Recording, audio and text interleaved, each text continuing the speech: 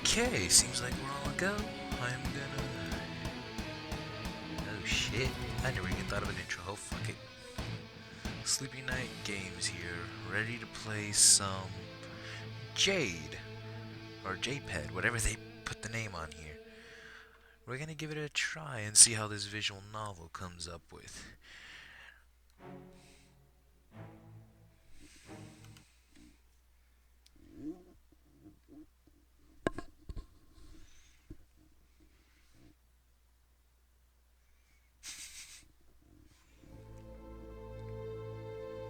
Just letting you know to anyone, you can actually find this in the Patreon web pages. I will put that in the link in description below. And I don't know if any of this music is copyrighted. I'll find out when I post the video. Fucking phone just turned on by itself. Delete. Sorry about that. Either way, I am going to try this out.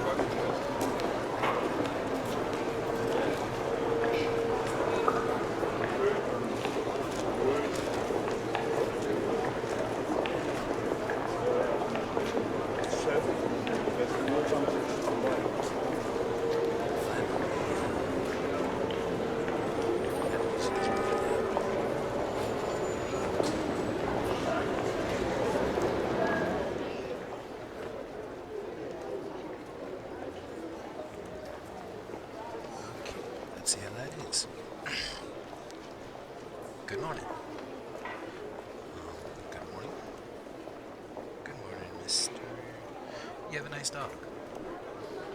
Yep. Thanks. Seems like everyone's a little weirded out by this. Good morning. God's girl, how can you still be so energetic at this time of the day? That sounds like me trying to explain to everyone else being so energized than me. Had a large breakfast. There you go.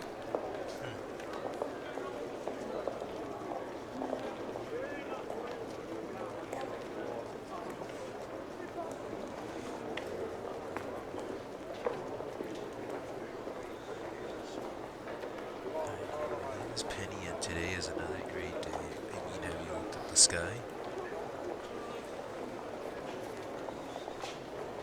A slight breeze, an acceptable amount of cloud cover, and not a singular grim in sight, which is good because I assure you they have a high chance to ruin your day just by being in your immediate vicinity.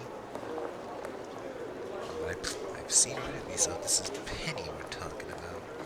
Of course, it's going to be her way of speaking, but not a singular grim. Might be a single better choice for that. And we'll let her judge. It's even a better day for most. I mean, not that I have like a date on how the day is going for every single inhabitant of Vale City. That'd take too long. Terribly inefficient. So I felt confident in my inductive reasoning that I'm having a better day than most because I recently made new friends. A girl enrolled at Beacon Academy. We can't really see each other because I was told not to.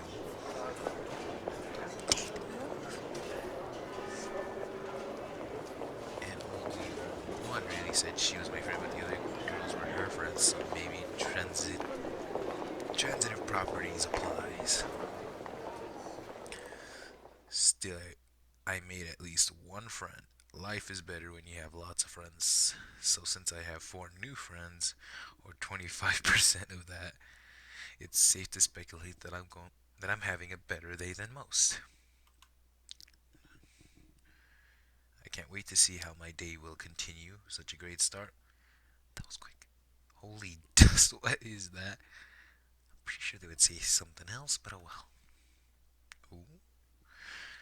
I didn't notice, but while I was computing about my day, the bustle in the city streets had died down.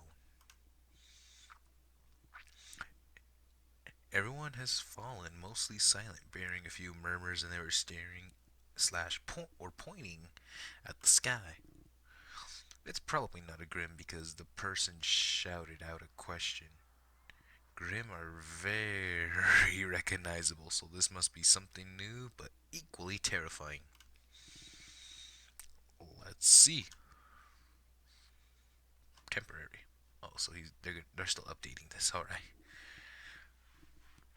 Ooh, a meteor. I've never seen one this close before.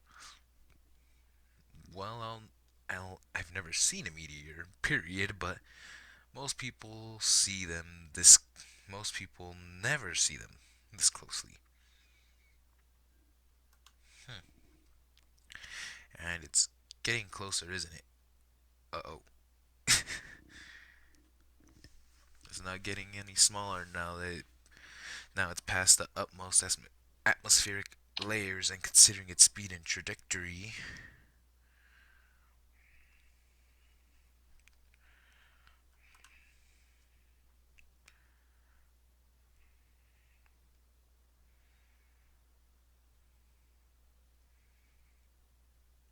I hope. Oh, I hope I make it. I hope I make the market isn't. Oh, I hope the market is not too crowded at this time of day.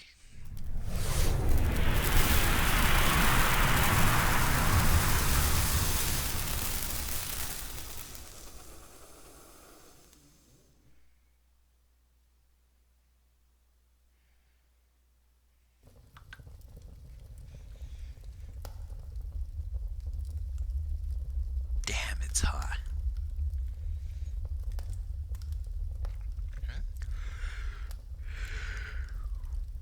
I clearly remember leaving the window open last night to let the summer breeze in, but now it feels like I fell asleep in the desert. Whatever wind came in to cool my bedroom is currently gone, its sound replaced by a low fizzle like hot metal placed in water. Ooh. My bed had also become hard and quite uncomfortable. The image of someone replacing the memory foam with slabs of stone comes to my hazed mind. Did I drink yesterday? No, I don't think so. I'm wet. That does not sound like a good thing to say. My clothes are soaked with sweat as I toss and turn. I plant my hands against the ground. Wait, why am I sleeping on the ground? I push myself up with a heavy groan and raise my head, eyes fluttering open against the strong light of the sun. Hmm. If Vale looks this nice, I wouldn't mind living there. What? This is my bedroom. No, worse. This isn't any kind of room at all. The sleep seems to clear almost instantly as I realize that I'm below street level, kneeling in some kind of crater in my soaked sleepwear. As I look at my surroundings, I see a lot of broken glass and debris littering the streets, and there appears to be no one in my immediate vicinity. The destruction and confusion seem to be spread in a fan radius from where I stand. Although I can't be completely sure because of a girl covering part of my. Wait a minute.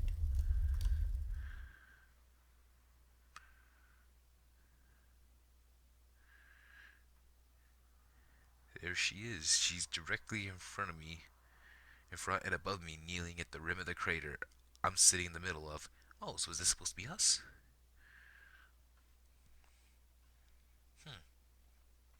Artwork's actually not that bad. She's looking down at me with big green eyes, carrot hair, and a sea of freckles that frame a pretty smile. She's petite but not excessively so, and wears clothes which richly complement her natural colors like they were made just for her. In a few words, she's really pretty. Hmm. Hi there. Salutations, Skyman. Are you a bad guy? Uh, no.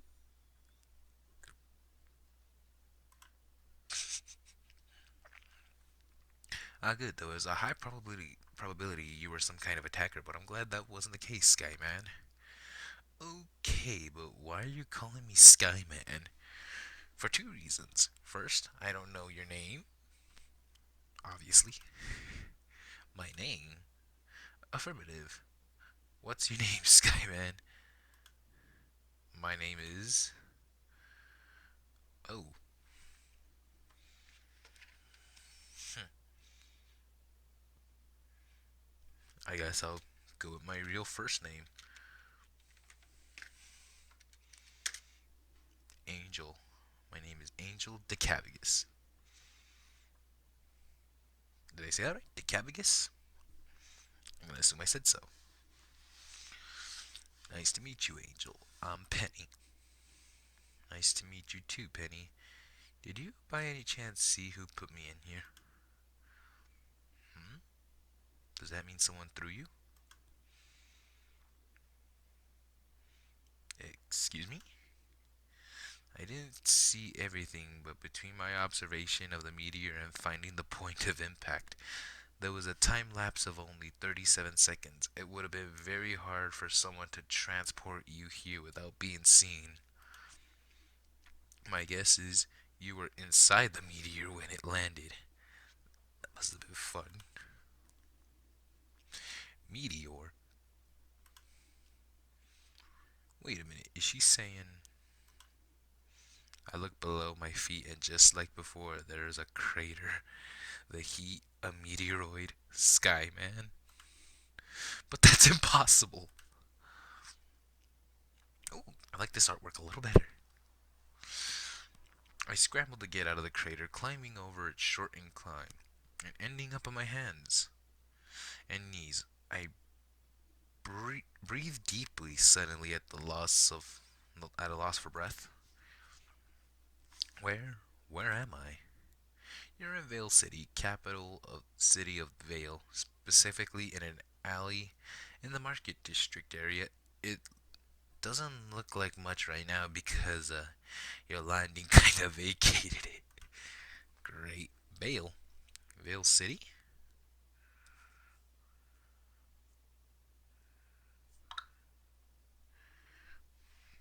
Oops, sorry. I really need to mute my phone. But oh well, it's not like anyone watches it as well, so I'm gonna answer some of these that come in. That doesn't sound like the name of any country or city I've ever heard of.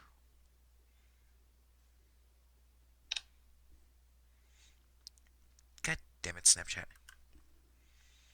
Of course it's dumb just saying, oh shit. Gonna let them know. Oh yeah, if you guys, anyone who does watch this, PUBG is currently on PlayStation. Base game, $30. Survivors pack, $60. And the bigger pack, I can't remember the name of it right now, is almost $80.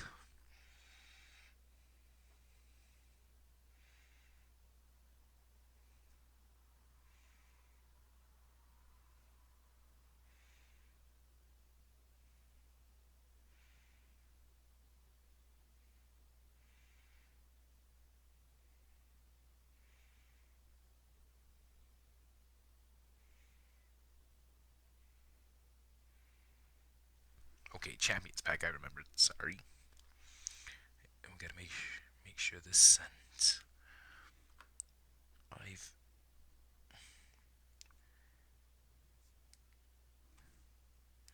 Damn it, Snapchat. I've never heard of Vale. That's peculiar since it's a very important place. Maybe you heard of the other countries beyond Vale? There's a nation of Vacuo to the west, Atlas to the north, Mistral to the east, and that's all a remnant. They don't mention Menagerie, I believe. That's weird.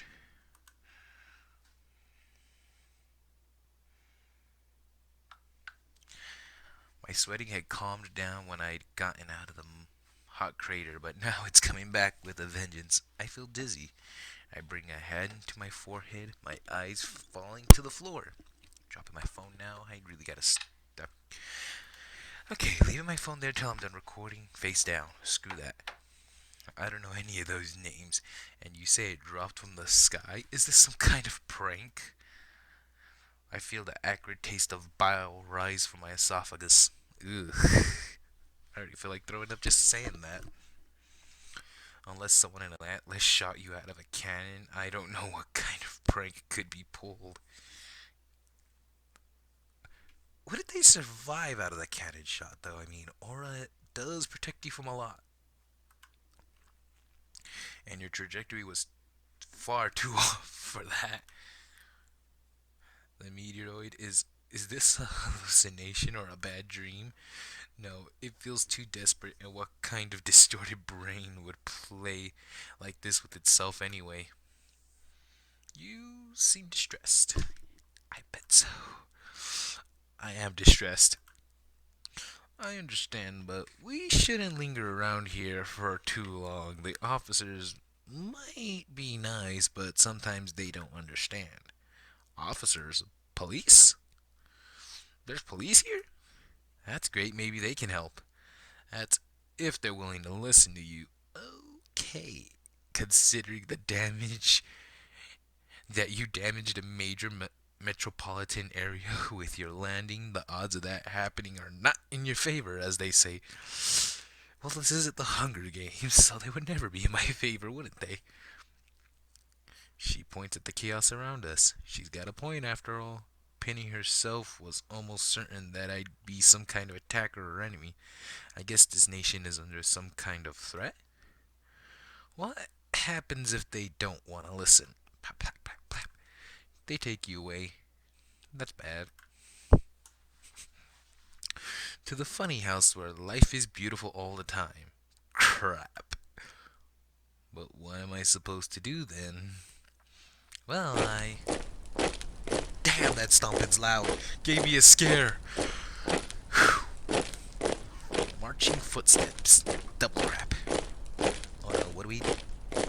Sorry, Skyman, I'm continuing this conversation. Would be terribly sorry, Skyman. Continuing the conversation would be terribly inconvenient. Hey, what?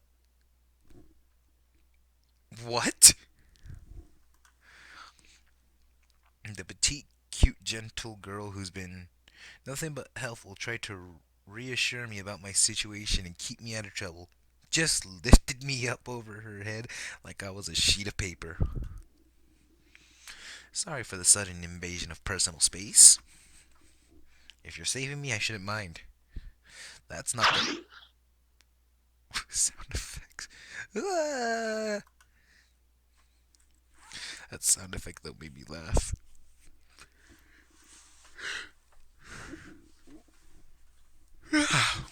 Sorry, woke up not that long ago. This is a safe distance. Ugh. I lean against the nearby wall, one hand on my mouth and the other on the plaster.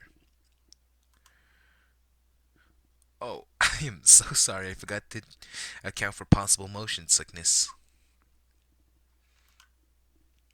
It's fine. I really don't get motion sickness, so I never know how it feels to get that.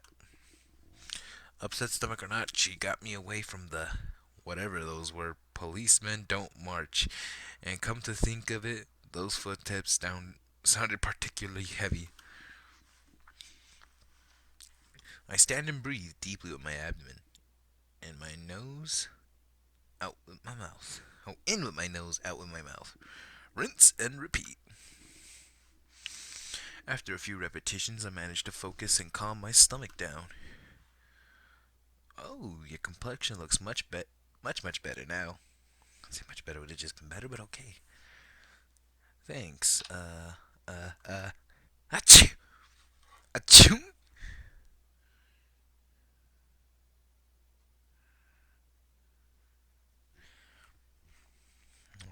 Okay, that's a weird way to sneeze.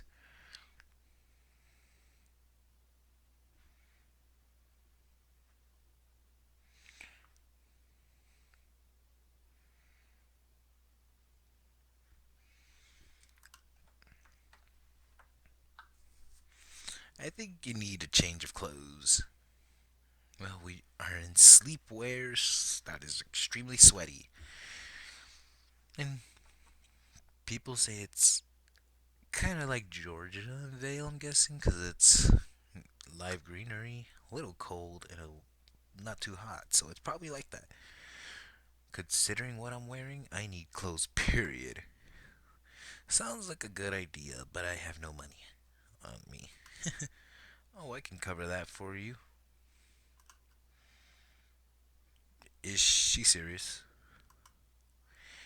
You don't have to go through all this trouble for me. It's no trouble at all. Your size is pretty common in Vale, so I should only be a few minutes. To be safe, though, it's better if you wait for me inside that dumpster. Why inside? That would just make us smell better when we put the clothes on it, ain't? Hmm. Dumpster, right.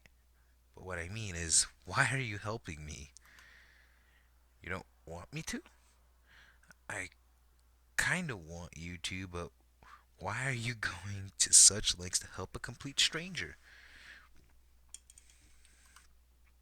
Oh, right. Father did tell me people aren't used to the concept of altruism anymore, but he also taught me that I should help people who need a hand. So don't worry too much and let me help you, alright, Angel? This is sad. I've always the one helping my buddies around, and now I feel like I'm being helped. I shouldn't have named it myself, shouldn't I? Alright. Sensational. Now don't move from that dumpster and wait for me to come back. She's a very nice girl. I must be the luckiest and most unfortunate man in the world at the same time right now. Well, now, don't want her to go to all that trouble for nothing, do we?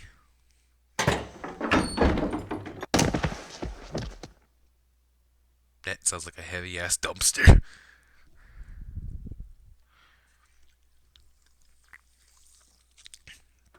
They fit perfectly.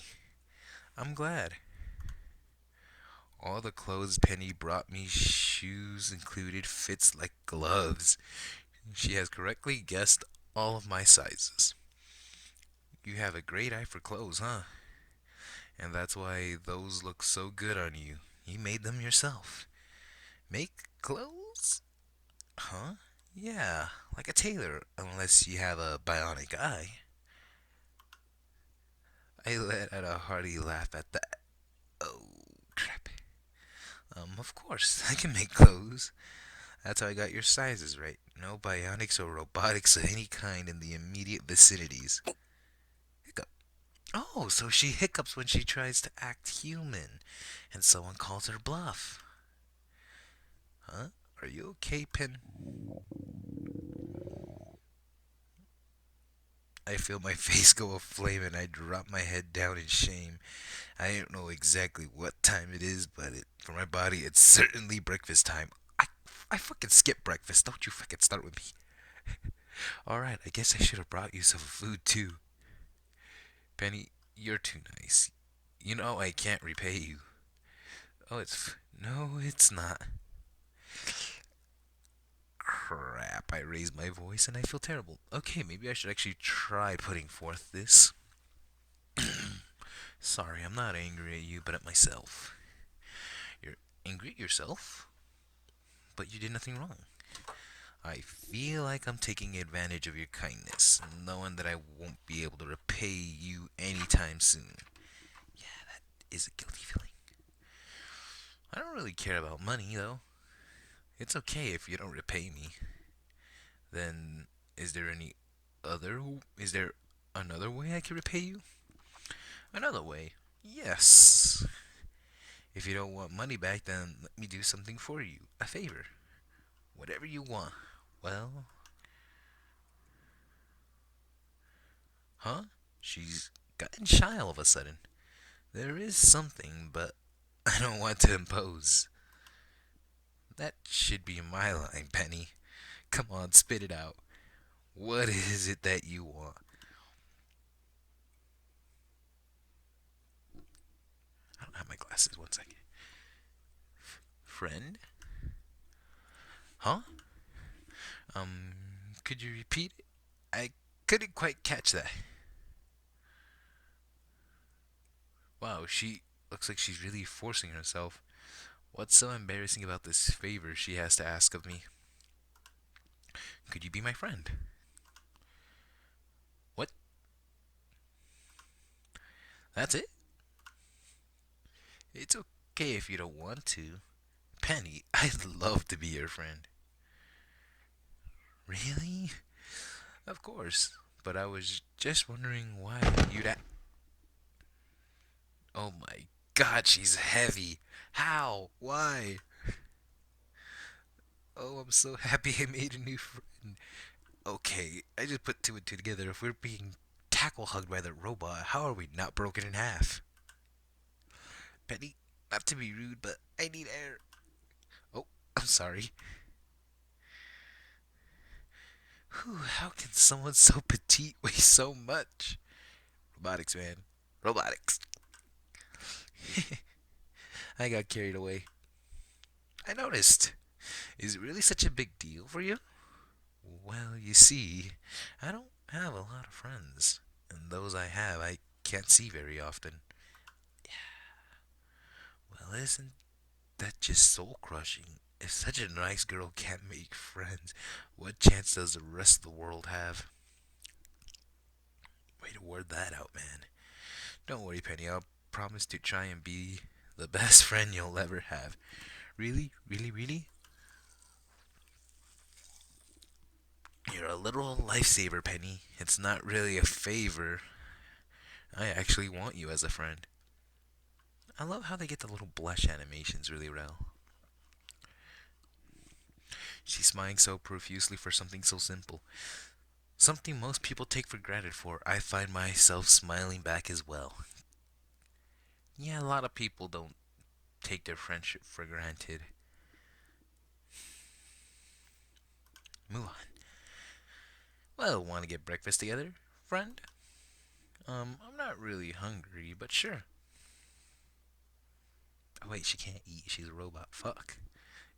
It's a big city. Where should we go? Oh, again, temporary. Still due to change. Maybe I'll replay it once it gets the new updates. I heard about this shop in Main Street that's supposed to be very good. Let's go there then. Oh, alley. Okay, we crashed in the alleyway. So I'm guessing that's where all the police is right now. So let's avoid that. Wow. Those effects are still pretty loud. I'm lowering that just a bit.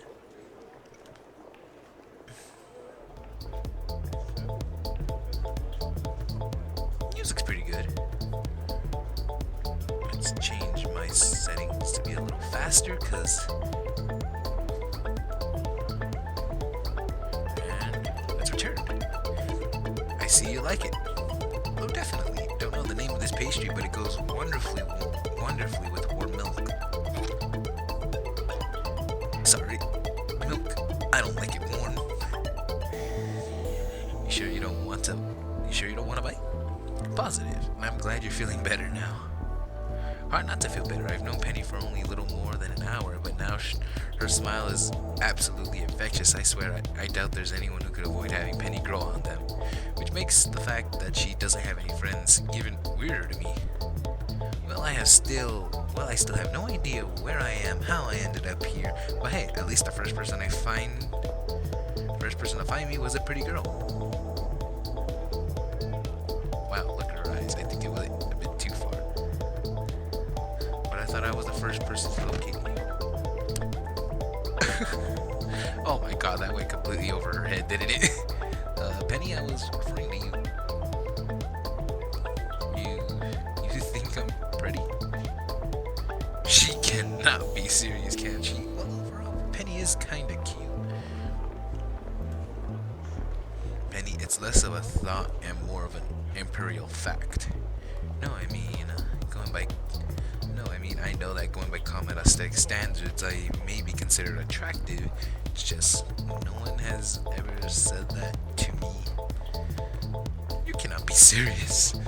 She gently shakes her head and lowers her gaze, her cheeks acquiring a healthy flush as she subtly finds her fingers very interesting.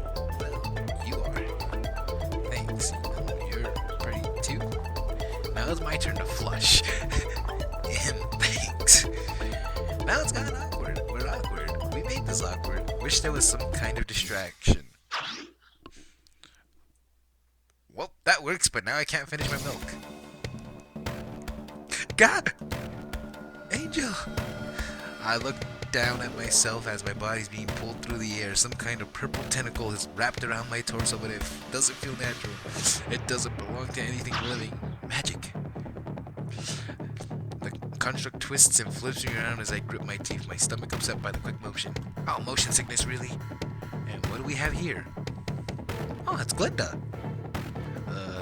Who is this woman? And why is she attacking me? And most importantly, what is she attacking me with? A light construct coming out of her writing? Crap. You gave me a lot of trouble, young man. What kind of trick were you using to mask your aura? My what? No matter, we have plenty of time to uncover that.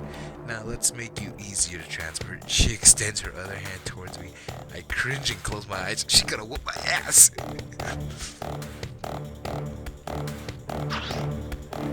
What? Please stop. Penny? When I open my eyes, Penny is grabbing the bespectacled woman's wrist. Please let him go. He's done nothing wrong. Unhand me this instant, young lady. I don't like how mad she gets. I am terribly sorry, but I can't do that. Because you're going to knock Angel unconscious and take him to an unknown location. That was my intention, yes. The woman is frowning pretty intensely. She suddenly snatches her hand away from Penny's grip, and the redhead immediately steps between me and my attacker. I guess she is a redhead in one way or another. I guess if you're so eager to share the blame, you can share in that fate as well. Oh god, this woman's dangerous. I can feel it just by looking at her, and Penny wants to face her for me. Penny, no, run. Don't worry, Angel. What? What is this? Why is Penny giving off a similar feeling? Combat ready. That line. Are you now?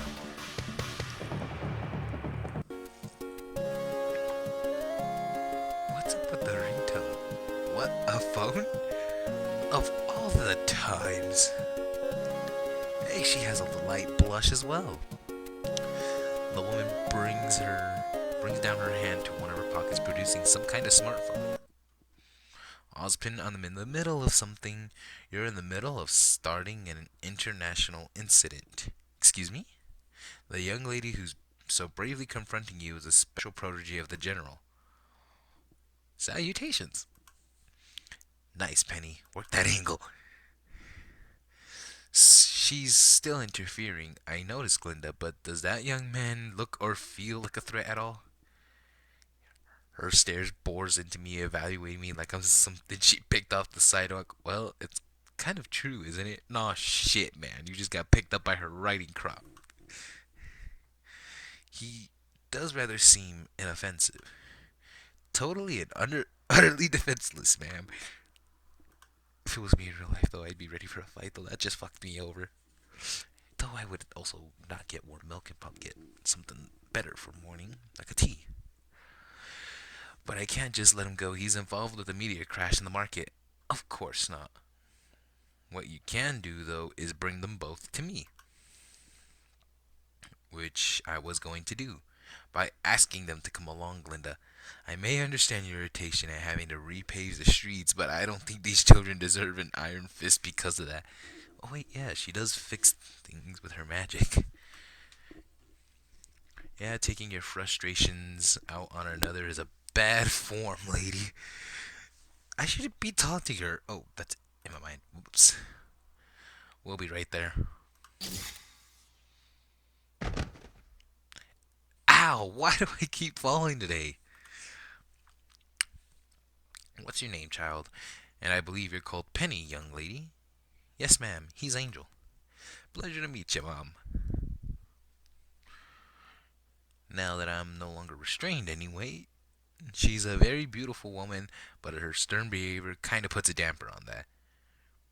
Well, I think it means she's more mature, so I don't know if puts a damper on it is a good thing. My name is Glenda Goodwitch. Well, okay, slow down, slow down.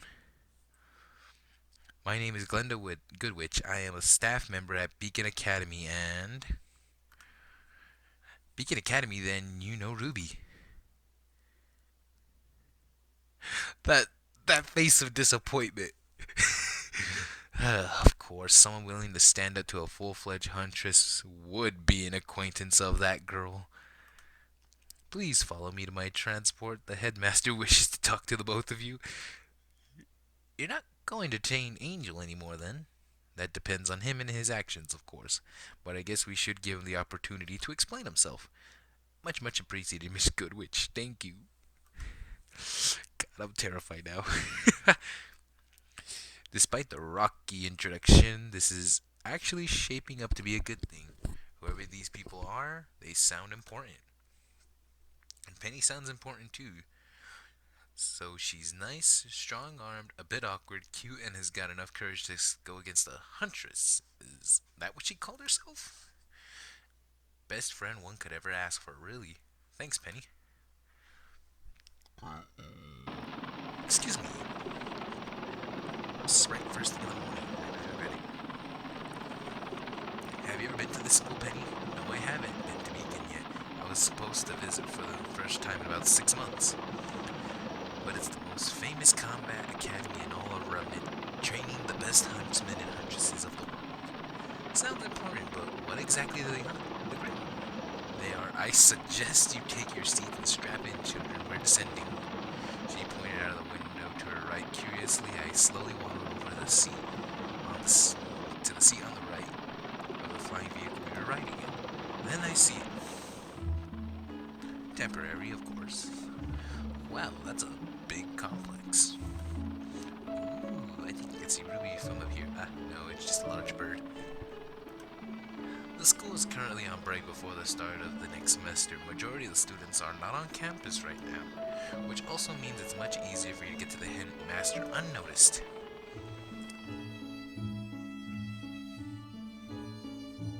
Oh, the scene from episode 2 of Ruby.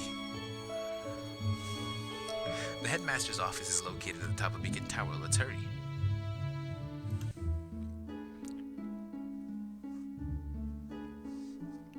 God damn, he looks so fucking young.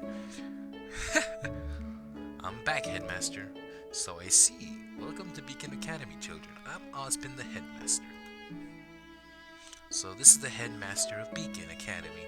He's very attractive. Wow, those are some fine aging genes in action there.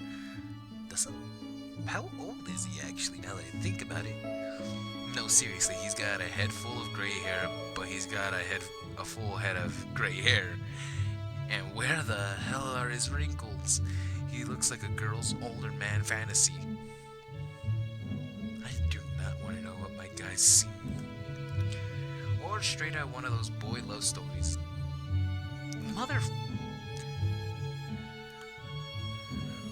Or one of those boy love stories. But in that case, he need,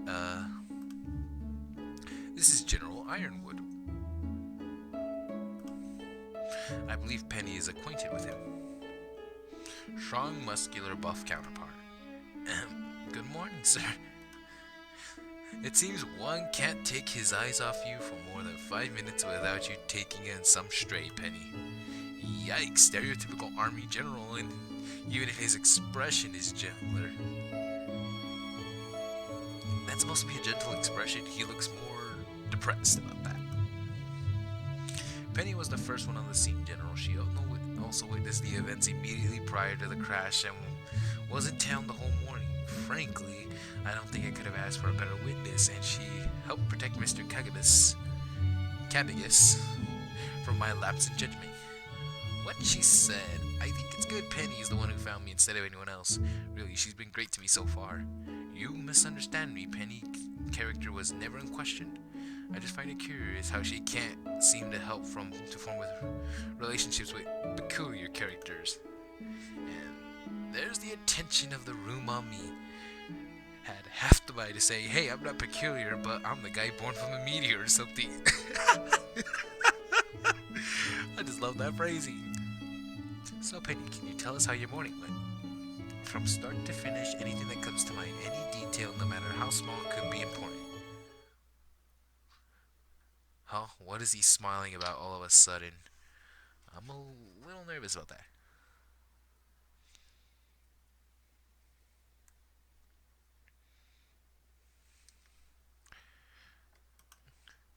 Every detail? If you please. Well, this guy was pretty clear. Alright, and what?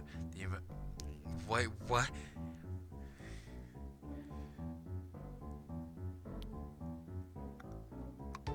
What?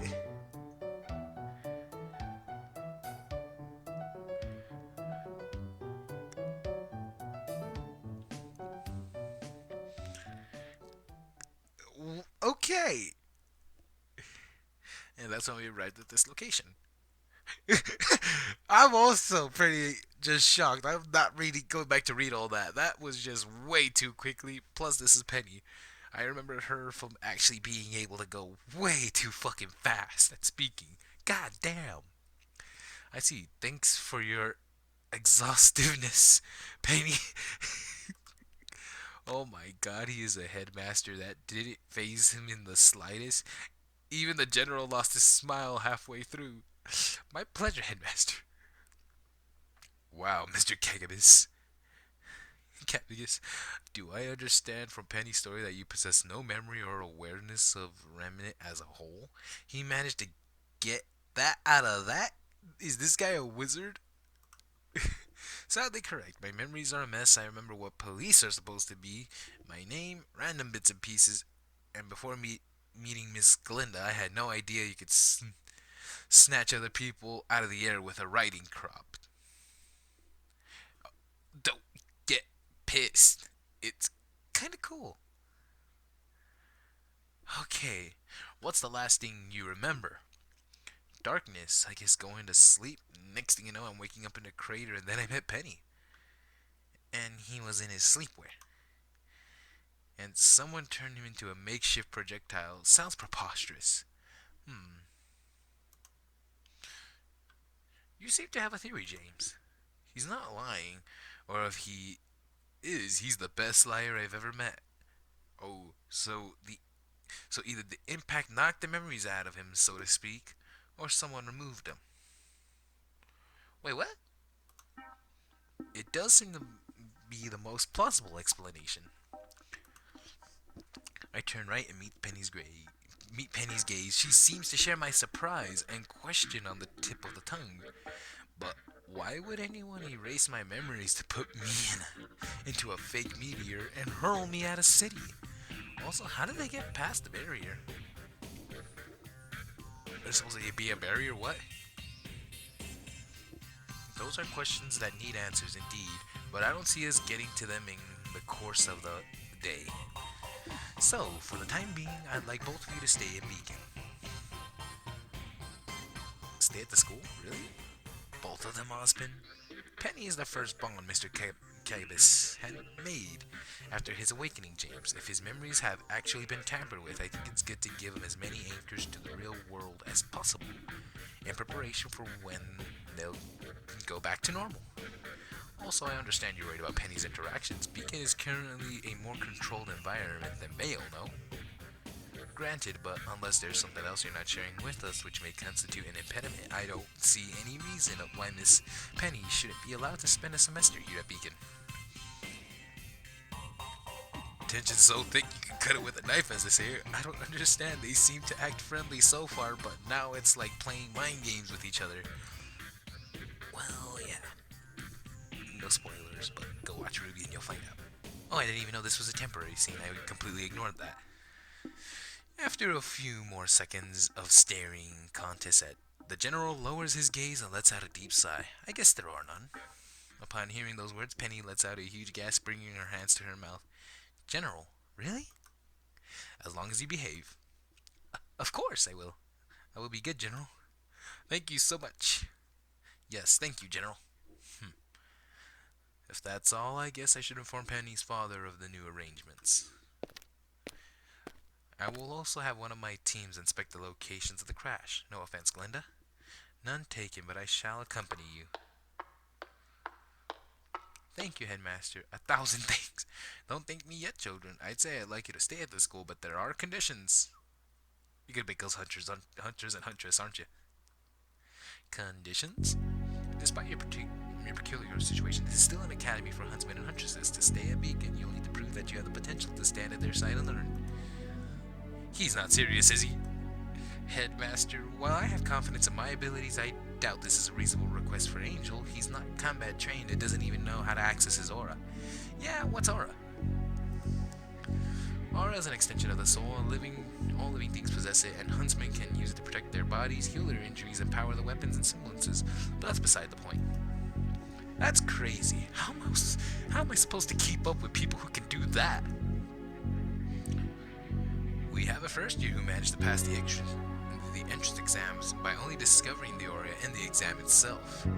So now there's a precedent. That's not a precedent, that's a miracle. No, it's called him sneaking into the fucking academy and then meeting one of the most powerful fucking individuals in the academy. Luck. And regarding the combat training, can we be certain of that at this moment in time? Oh, that's right. What's right? What is he talking about? I'll leave him in your hands, Miss Paula and Dina. The atmosphere, the amphitheater is currently free. I will have a room ready for you in the dormitories by the time you're finished. Finished? Finished with what exact? Thanks, Headmaster. Cutting me off, Penny, really? The exam will take place on Sunday. Prepare yourselves properly. What, Penny? Where am I going? I can walk on my own. It sounds like a freaking very conscious girlfriend dragging you around. There's always a place at Beacon for people willing to walk the path, Mr. Cabicus. You know that, Oz. Here we are. Penny has pretty much dragged me non-stop to the elevator, out of the tower, and through the school grounds where, of course, I couldn't escape the gazes of a few students. Some pointed, others laughed, others yet seemed almost sympathetic. So there's people who have pity on me already. You gotta be kidding me. The structure we're in this tower seems to be able to accommodate hundreds of people at the same time. If not more. So I see Penny, but I still don't understand what are we here for. To verify your combat training, of course. Oh my gosh, he's serious. Penny, I've never been in a fight my entire life. According to your memories, right? Of course, what else? Oh. I have no memory, so maybe I just forgotten about it. So there's a chance I could have been trained to fight. Positive. But if I forgot, what good does that do for me? Even if your brain is forgotten, there's a possibility your body will still remember. That's why Headmaster asked me to accompany you here. Combat training. But first... What? So close? She suddenly got very close, keeping her eyes on me, connecting our foreheads. Hands grasped at my cheeks, making me flush in embarrassment. For it is a passing that we achieve immortality. I feel hot all of a sudden, like a blanket of warmth spreading from the point where our foreheads connect and go over the entirety of my body. Through this, we become a paragon of virtue and glory to rise above all, infinite and distance. And unbound by death, I release your soul and by my shoulder protect thee. I feel a blanket seep into my flesh, traveling through the pathways previously unknown to me, all the way down to my core, and then, just like with John. So, are we gonna be the John of this story? God, that's gonna be embarrassing. Penny lets me go, and the concentrated warmth of my body explodes, waving outwards into my skin. I look at my hands. They're covered in a thin, translucent barrier of dark silver, which disappears in a few seconds. Penny, is this? I unlocked your aura using mine. I also recited an ancient oath that went with it, from a time when the process was used as a coming-of-age ritual. As the Headmaster said, it will protect you and heal you, if you have you have a finite quantity of it. though, so try not to rely on it too much. Dodging is important, got it. And now we spar. The feeling from when Penny put herself between me and Glenda's back, although this time it's kind of muted. Is it because she unlocked my aura, or because this is only going to be a spar? Be careful, Angel. I will tell you what to do, but I will come at you seriously. Are you ready? Not at all, but this may help me remember things about myself. I flex my legs, preparing myself to move. Nothing ventured, nothing gained.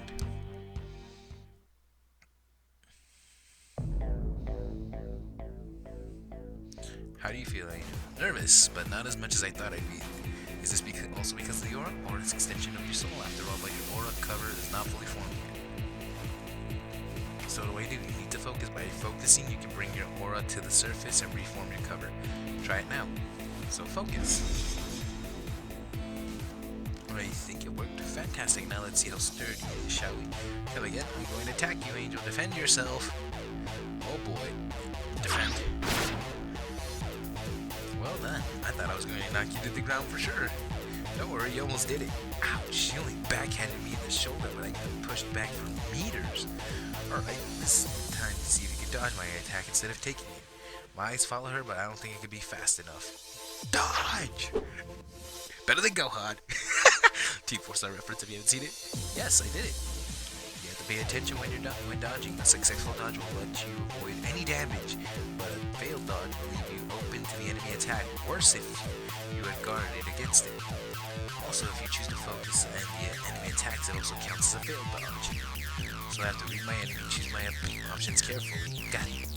Alright, last lesson of the course of attacking. Try and attack me, Angel. What? I can't attack you. I don't want to hurt you. Thanks, that's a noble sentiment, but don't worry and come at me. If you say so. Now to attack Penny. You're punching a robot. It ain't gonna work. Very well connected. Angel, there was a force behind that swing. Those are the basic and the particular kinds of battle called duels. There are other ways to fight alone or in a group, where the possibilities open up to you, like using items and your semblance, but you won't be able to dodge on your own. In both cases, your enemies will have a particular tells. Pay attention and decide what actions to take, and always keep an eye on your aura, alright? Understood. Thanks, Penny. Ow. Thank God it's over. I'm the one who hit her, but my hand is numb. She's sturdier than she looks. Well, that was sufficient warm-up. Crap. Try and catch me, Angel. What should I do? Let's attack.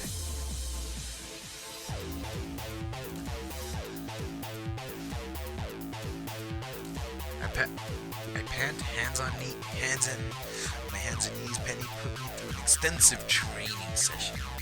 That's all for today, though. You did great, Angel. My first fight was with a robot chick. Yeah, that's not gonna go easy. Aura's so convenient. My body's already healing all the sores and scrapes I got from training. With Penny, I didn't warm up before starting, yet I feel completely fine. Cramp and pull otherwise. The headmaster's hypothesis was correct. Your body has combat training. That's a pretty big hint. It means I was trained in a combat school, right?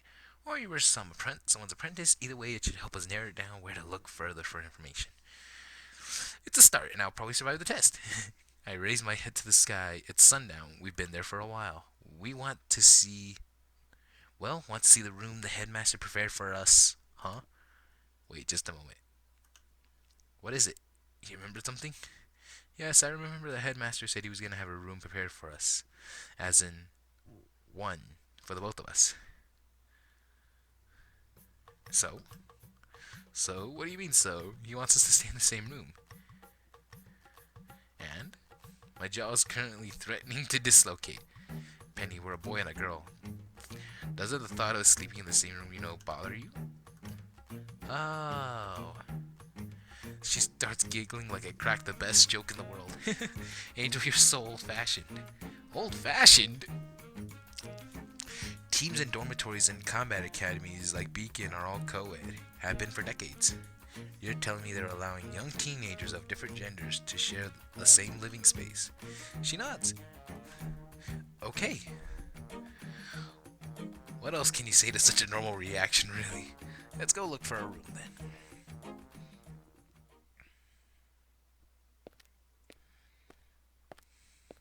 Its academy is not only big but beautiful, modern, but at the same time with an air of elegance to it, like a castle. I guess Ozpin's tower looking down from above helps give it that feeling, which I thought Penny.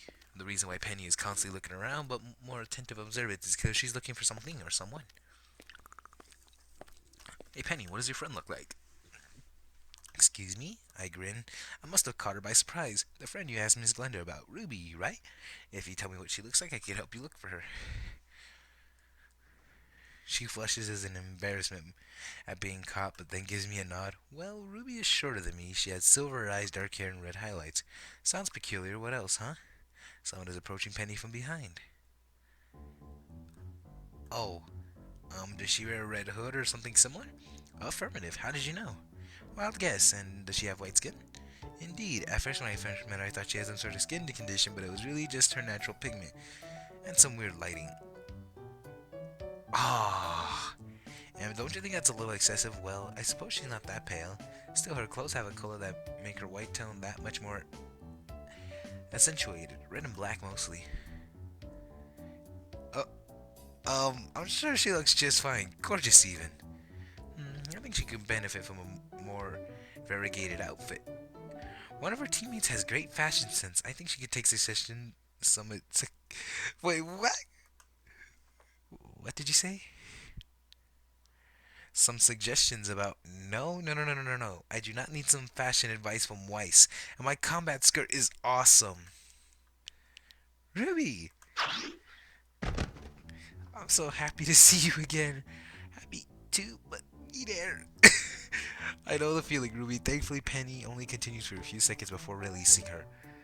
Ruby, I'm so happy to see you. Then you didn't go away for break. Break's almost over anyways. I would have to come back, but more importantly, you. Me? The headmaster asked me to look for you, to bring you to your room, and he told me that you were going to stay at Beacon. That's super duper awesome. Alright, yes, headmaster allowed us to stay. Here, provided we pass the exam, of course. We? Hi there. Looking like she had only remembered my presence, Ruby turns to me and I grin and raise my right hand in greeting. My name's Angel DeCavigus. Nice to meet you, Ruby. Why is she looking at me like that? She's scrutinizing me from head to toe like a statue she needs to chip excess stone off of. Too close, Ruby. Do I have something on my face? Why is she getting in so close?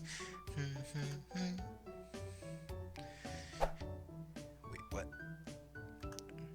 She retreated, but still looking at me like, you, mister! Penny looked surprised at me when Ruby suddenly thrust her right index finger in my direction, stretching her whole arm to point at me. Considering I'm 5'10", is comical image. Wait, he's actually almost the same height as me. So, if it's funny for Ruby... Oh, Ruby must be like 5'2", maybe? Yes? As Penny's first friend in Vale and leader of Team Ruby, the coolest obligation of the future Huntress, currently a Beacon, I have to inform you that I find you lacking as her future teammate. Lacking? Because you lack something that I need to see to fully evaluate you. Also, I may be a bit curious. I got that, but what exactly am I lacking? Your weapon. You mean like Miss Glenda's riding crop? Yes, or like mine. Oh, that is great. It all happens in a swift second. Shocks me more than Miss Glenda's light construct because how could something so small keep hidden in something so small keep hidden something this big? Better yet, how could someone as small as Ruby carry around something this heavy? Apparently Ruby loves my reaction. If her grin is any indication, did she make that scene just to set up for this review? Her name is Crescent Rose. Ain't she the most beautiful thing in the world? She is a scythe / high impact sniper rifle with extra mid-range rifle mode. Nice. Where did you even get something like this?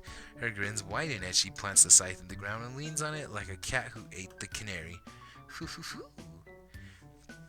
Well, I know this girl, she's kinda awesome, but does not need fashion advice and also happens to know how to build these babies. You built this at your age? Her only answer is to grin harder. Is that even possible? Penny watches on, amused by her friend's antics. Okay, your turn. Show me yours. I don't have a weapon. What do you mean you don't have a weapon? Even Jean had a weapon when he arrived. Ruby, Angel is... Penny trails off to look at me as if to ask for my permission. I smile and nod. If she's Penny's friend, then she's also my friend. I decided if Penny likes her and she can't be a bad person, no? And the headmaster didn't tell me not to tell anyone about my situation anyway. He's what? You see, this morning... Huge dialogue intro, she probably going off a huge ass rant. And that's the gist of it.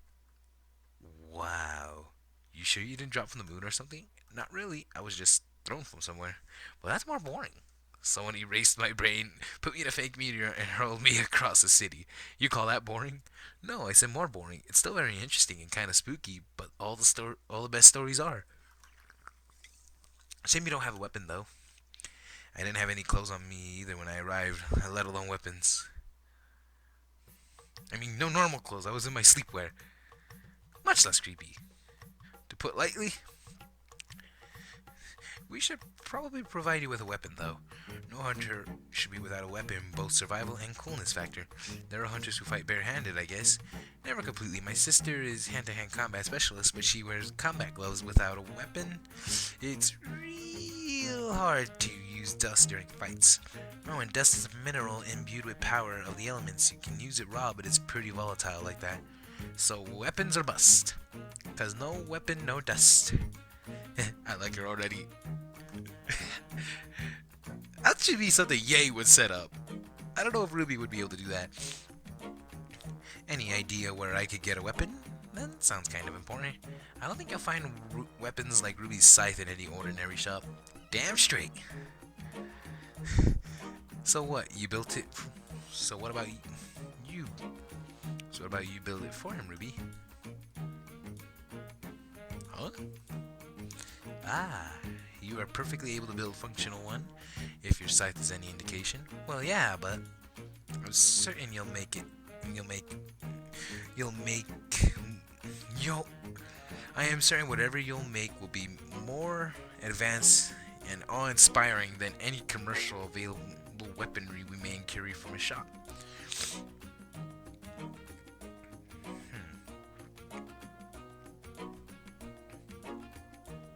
Excuse me. Fucking Sprite. Can't deny that, no?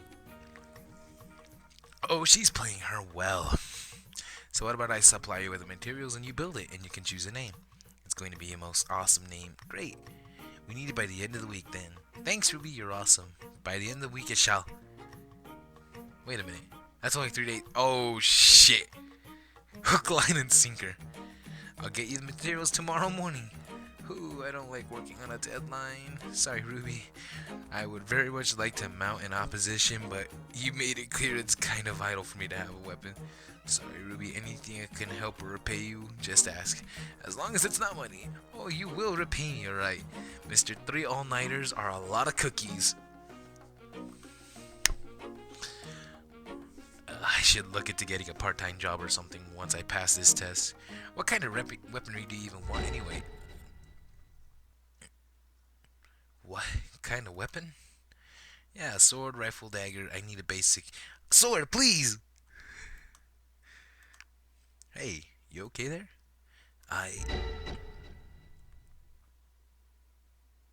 Penny, is he okay? Angel, what's wrong?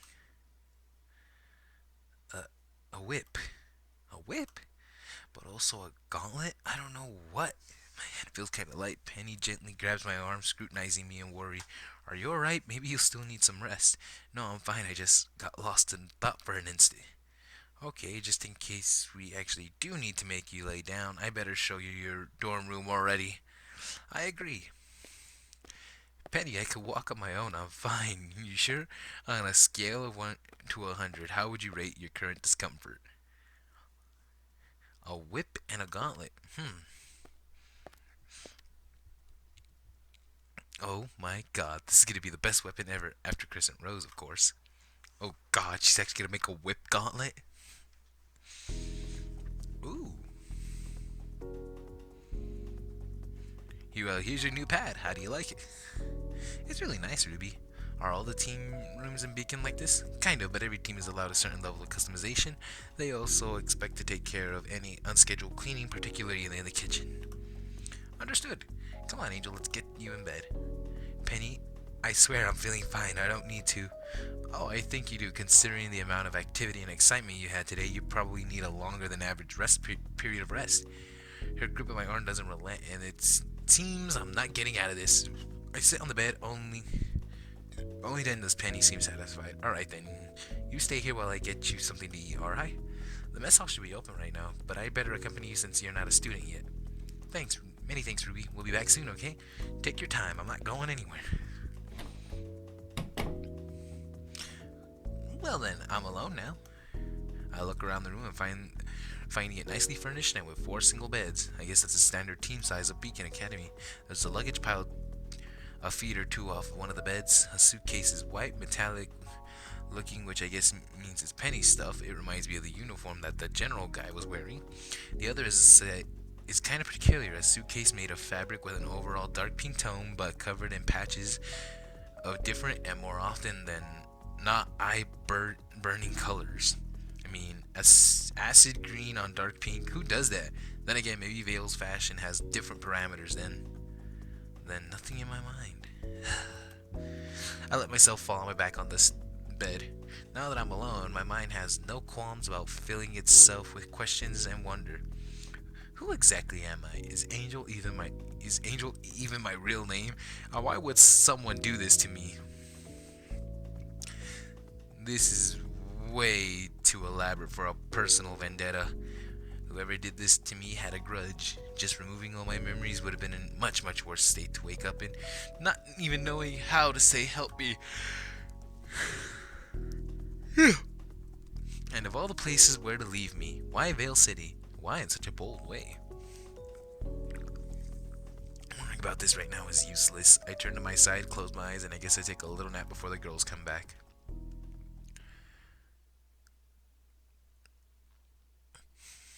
Damn, this bed is comfier than I thought. I immediately fell asleep hard, like a particularly tired brick. Although that begs the question, inconceivable, no fair, no fair, no fair. This is so comfortable and I was so tired mentally and physically. Why am I waking up? Shuffle, shuffle. Maybe I need to get a closer look, but I'm so close already. That might have to do with the person currently moving around my bed disturbing my sleep. The voice is unfamiliar, so whoever it is, it's not Ruby or Penny. It's a complete stranger. A complete stranger in my bed shuffling around. That's enough to get my brain to execute the wake-up function. Holy shit, we're being raped. Yeah, that's a complete stranger indeed. Maybe it's because of his semblance, but I never had any problems with those before. Purple hair and with those eyes and double irises. Her clothes are peculiar and remind me of the suitcases near the one of the beds, so this is the other occupant of the room. This is useless. Let's try physical contact. In a way, this is kind of exciting, discovering new uses and limitations of my semblance. Fun. What is she talking about? She's so focused on whatever she's doing, she hasn't even noticed I woke up. Hey, Angel, how are you feeling? We brought you. Oh, hi, Penny, Ruby. Oh, hi there. We didn't mean to interrupt. It's okay. I wasn't getting anywhere anyway. So, what's a semblance? I think it's stopping me from... Get away from Angel. Thanks, Penny. Thanks, Penny. Oh, you're awake. Then I can ask you directly. I said get off of him. Oh, shit. Oh, wow. Never seen a flying tackle executed with such precision. Whoops. But the strange girl dodged easily, jumping off the bed while Penny landed on it, sitting in between me and her like Mama Bear protecting her cubs. So stingy. Who are you? What are you doing here? And what are you trying to do to Angel? Nothing bad, just observing him. But for some reason I failed, so I was trying to observe him harder. Yeah, that doesn't make any sense. You're our roommate, right? Your clothes look like your bags. It's actually the other way around since I made the bags after I made the clothes, but yeah, smart guy. The name's Evelyn Damron. Nice to meet you. You mean that not only you're going to sleep in the same room as the two of us, but you're also going to be placed on our team, making the arrangement not transitory. Clever girl. Yes, and that's the gist of it. I see. Penny gets off my bed, walk towards one of the others, specifically the one parallel to mine, at the opposite side of the room. Oh.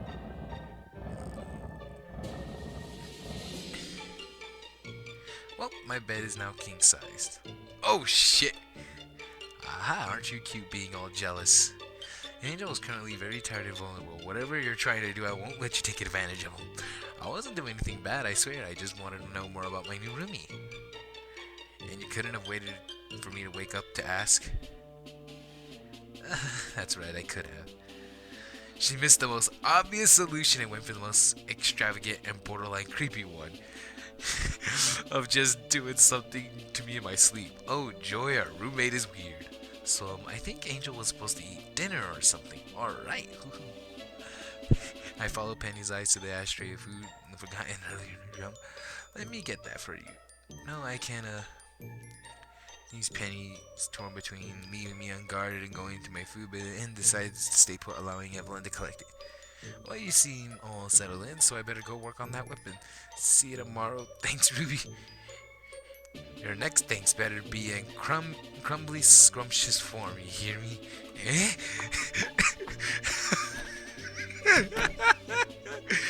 What was that last part? I think she meant to use the word scrumptious. She wants to be paid in cookies? What a weirdo. What, something on my face?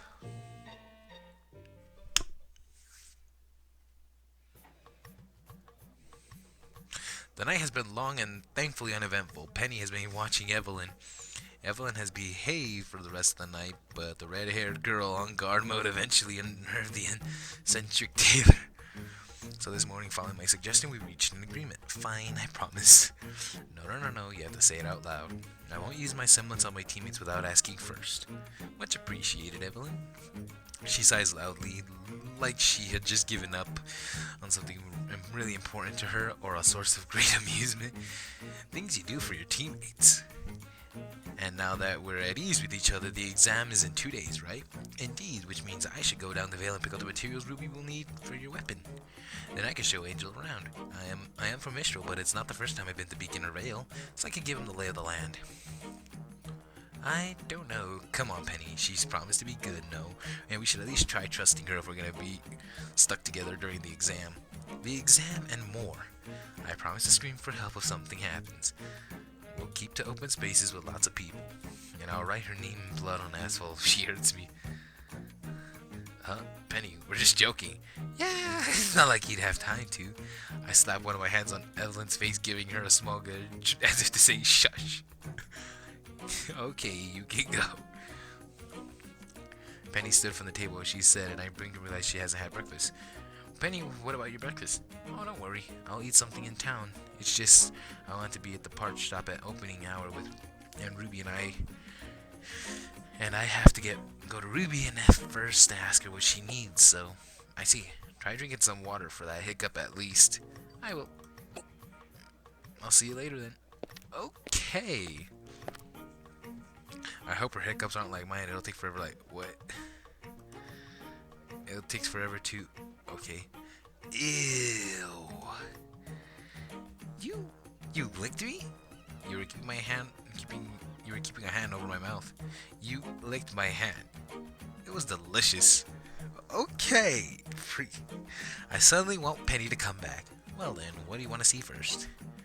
I guess I should familiarize myself with the school, but what about we finish breakfast first?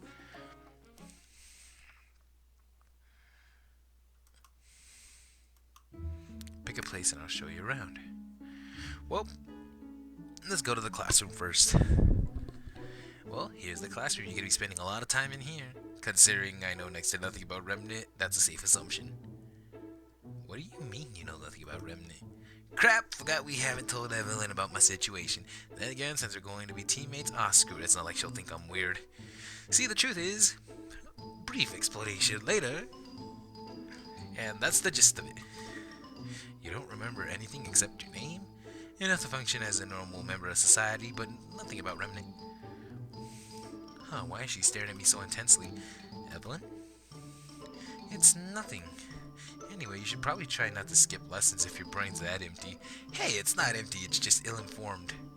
Still, fighting the main skill of a hunter without learning the job in Remnant, you're gonna have a lot of trouble in the field.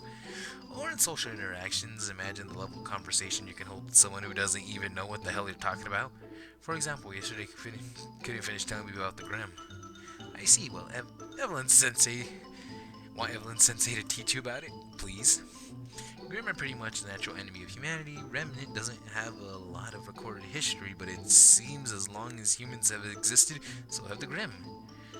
They have a few distinguishable traits. One, they're made of shadows with red eyes and a bone mask.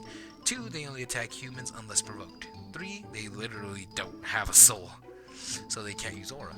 Yep, so far there's been a record of something non-living or artificial generating aura. They are still extremely tough customers, though, hence why hunters need to be the toughest mofos alive. I like her speech.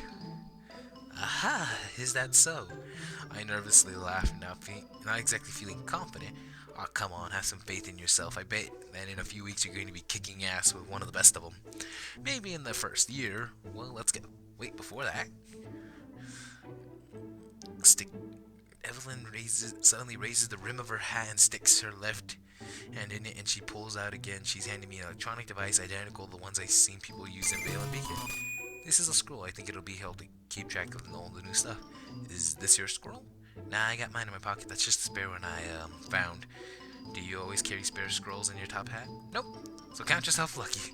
And if you ever need access to your notes, tap on the icon in the upper... Oh! Let's take a look. 50 money. No new messages.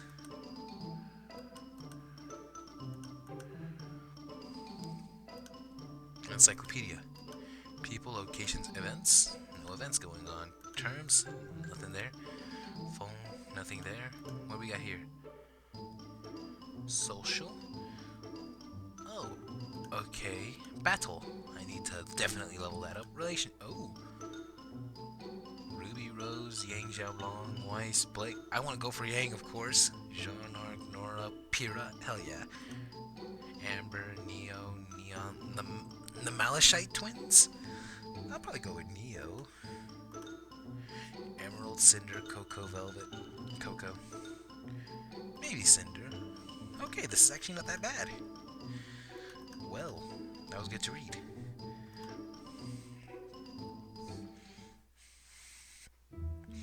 Okay, we went to the classroom. Amphitheater. This is where me and Penny trained yesterday. From what I heard, it's one of the 2 most popular training spots in the school. Not a lot of places where you can go out and Beacon. Plenty of open space makes sense. Ideal if you want to train with someone, if you manage to find it empty, that is. Huh? But this place is so big. You've only sparred with Penny so far, so you don't know a battle between hunters or Grim against Grim can be. Yeah, but still, this is a school. How destructive can a training match between the first years possibly be?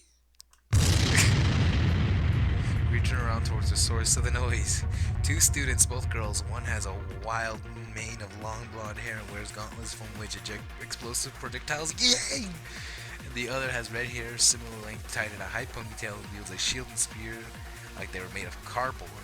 They're moving around the amphitheater in what can only be defined as a waltz of violence, and don't seem aware of their surroundings unless it can give them a strategic advantage. So it's exit left, right behind you. So it's freaking Pyrrha versus Yang. Hell yeah! I would love to see that fight. Well, might as well check the mess hall again. This feels like a wasted deviation. Learning where to get food from is never wasted time. We've been here this morning. What else can I get here other than eat? Earn some money, bucko. Excuse me?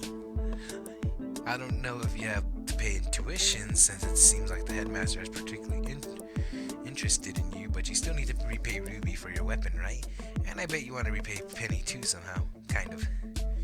She said she just wanted a friend, but a good friend would never let another friend's favor go unreturned, so to be a good friend, I must repay her or buy her a gift. Students can earn some granola by working in the kitchen. You get paid and you can even work on your cooking skills. Good to know.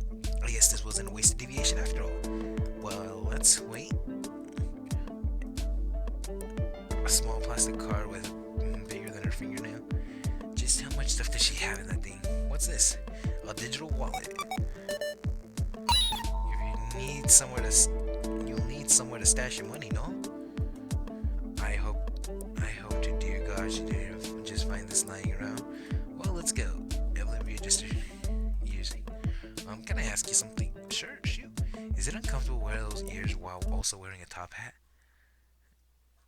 Wear my ears? Yeah. Oh my god, you think these are fake? What do you mean I think? No, she can't. She can't be serious. You're pulling my leg, aren't you? Come here. She comes close and I grabs my right hand and she slowly brings it to her exposed ear. Oh my god, my fingers come in contact and it feels like it's real fur. Soft, velvety, warm too, like a living thing. Oh god, I just felt it twitch. See? Incredible. I keep running my fingers on the edge, gently trace the leather skin like on the inside. It's actually reminiscent of feeling of a rabbit's ear. That's enough, no? I find myself bringing my... Hey, knock it off.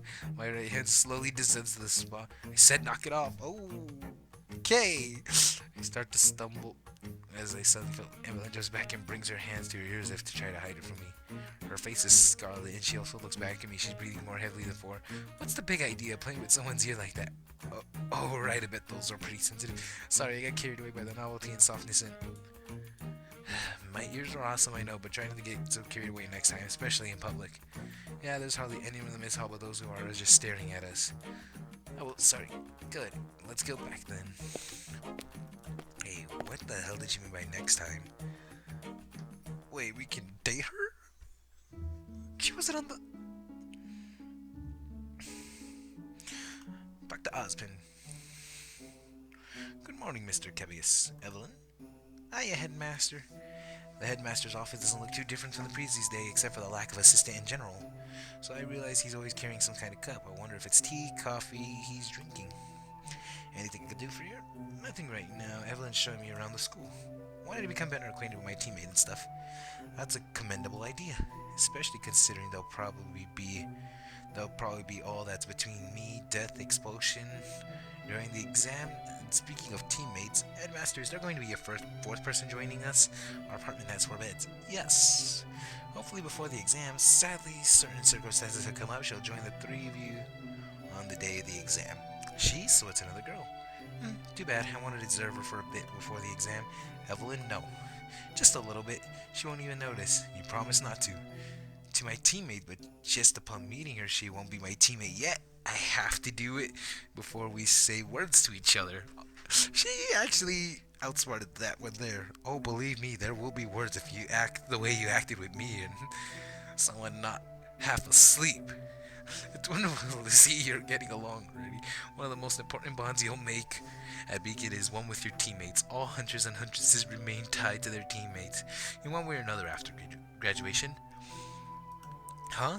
Told you we'd be stuck together for longer than just the exam.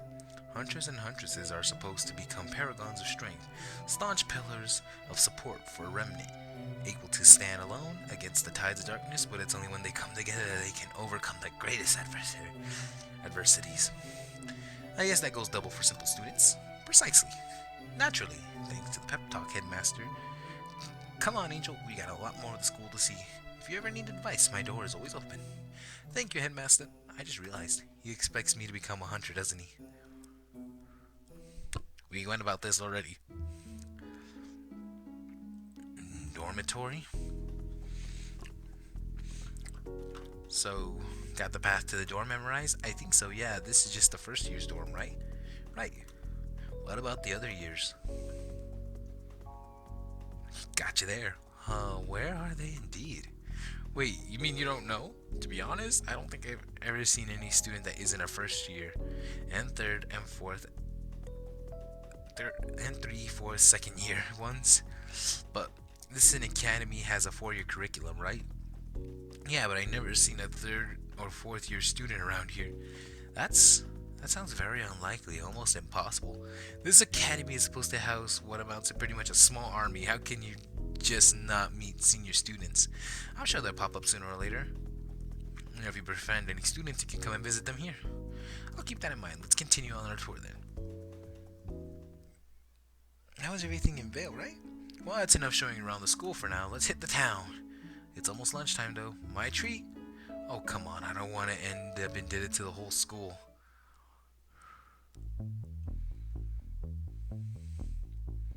Well, let's hit the alleyway.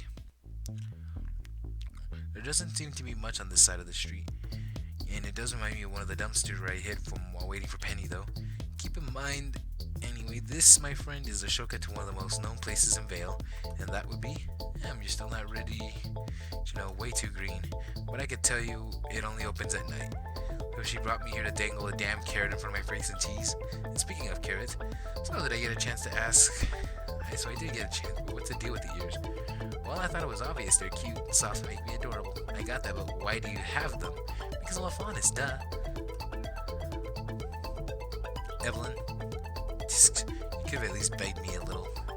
Why does she want me to beg her all of a sudden? Faunists are just like humans, except they have some animal-related traits. Some have ears, some have claws, some have tails.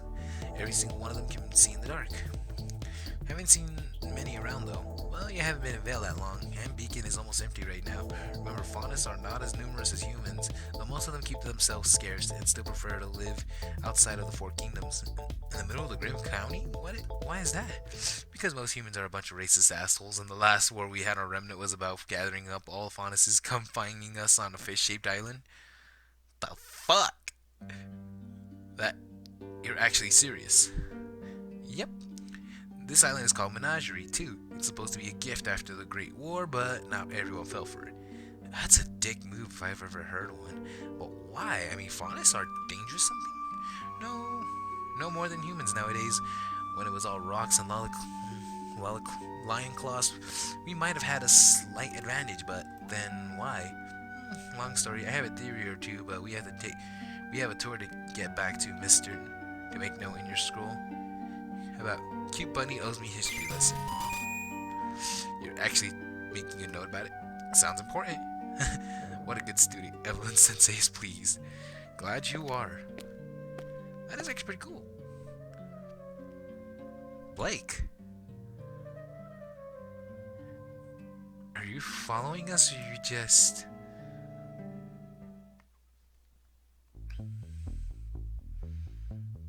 Let's hit Main Street. This is Main Street. It runs all the way from the north end to the south end city of Vale. There are a lot of shops. If you need to buy anything common or just want to grab a bite to eat, Main Street is the place for you. More specialized shops are scattered throughout the city. To find them, you need to know where to look. There's also Market Street, but it's closed because of renovations. Probably redoing the pavement and substituting broken glass. I am so sorry. Still, Main Street is the best place for small shopping and to go on dates. If I ever find anyone wanting to go on one, I'm for sure. Oh, come on, you're not that socially awkward. I could be. Maybe I just forgot. Well, so far you're not giving me that vibe, and you're attractive enough. Okay. Are you always this blunt? Nah, just when I can mess with people's heads. Consider me messed with. Roger, let's continue the tour now. Dust shop. If you're starting to become a hunter, this one place is your way to go to. After a brief walk through Vale, Evelyn has brought me to a shop. Various arrays of different colored sized crystals in its window display. Some are as big as my fist, some as small as my thumb, others shaped in bullets. From dusk till dawn. Vale, the oldest dust shop and the only one that is allowed to keep its name after Schnee merger. Currently finished renovations. Dust, Ruby mentioned it yesterday when we were talking about weapons. But what's a Schnee? That's two questions. Which one do you want me to talk about first? Dust. Ruby said it was some kind of power imbued, but with the power of the elements to power up weapons. Yes and no. Dust is a mineral only found in powder form. In the wild, it contains power of one of the four elements: fire, water, lightning, and wind. It's not just used to power weapons. Most of the Remnant's technology is based on dust. In one way or another, the most common way to use it is in a fight. To fight, it is bullets and crystals. You can also imbue your clothes with dust, and it's more common in olden days. That sounds very versatile and cool. And very important. Hunters can do pretty cool stuff with just aura and semblance, but how well you use those and dust together sets you above the rest. It also gives normal people a fighting chance. Not everyone is a student At a combat academy, but almost anyone can learn how to fire a gun. Moving on, what's a SNE? I mentioned a merger. What do you think it is? A merger is when two businesses become one, right? So it's not a SNE, but the SNE Company. Biggest dust traders of all Atlas. One of them is most powerful organizations in Remnant. They own close to 75% of all operations considering dust in Remnant. Extracting, refining, wholesale, retail, they got it all. It's a family business, and since the second generation came to power and to the R&D too. They sound important and powerful. Their business practices are not all exactly ethical. Typical. Power corrupts, money is very powerful. So I guess it's better not to cross them then. That's the most sensible thing to do, yeah. I like to cross with them as much as I can. So should I. I should be surprised. Maybe I'm not. It's a relation between more than Evelyn's eccentrics. Thanks for the information, Evelyn. You're welcome. Oh. We were talking when an old man and is sticking to the fire to the side of the door. Once that's done, he opens the shop and steps back. Oh, will you look at that? We found another prospective job. You think I could work here? I still don't know anything about handling dust. The flyer says no previous experience required, so the old man's willing to teach you about dust. That actually makes sense. I'll definitely keep this place in mind once it opens. Ah, screw you. My custom order should have arrived. Fuck you, Weiss. Not a huge fan of Weiss.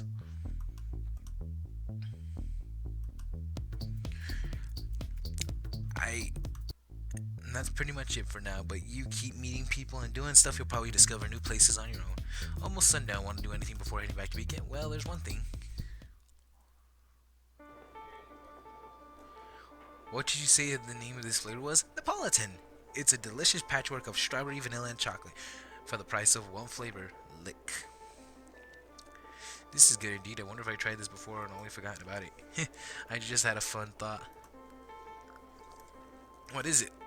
If I already tried this but forgotten about it, I'm the only person alive who experienced eating Napolitan ice cream for the first time twice. So unfair. You're already able to joke about it after 2 days.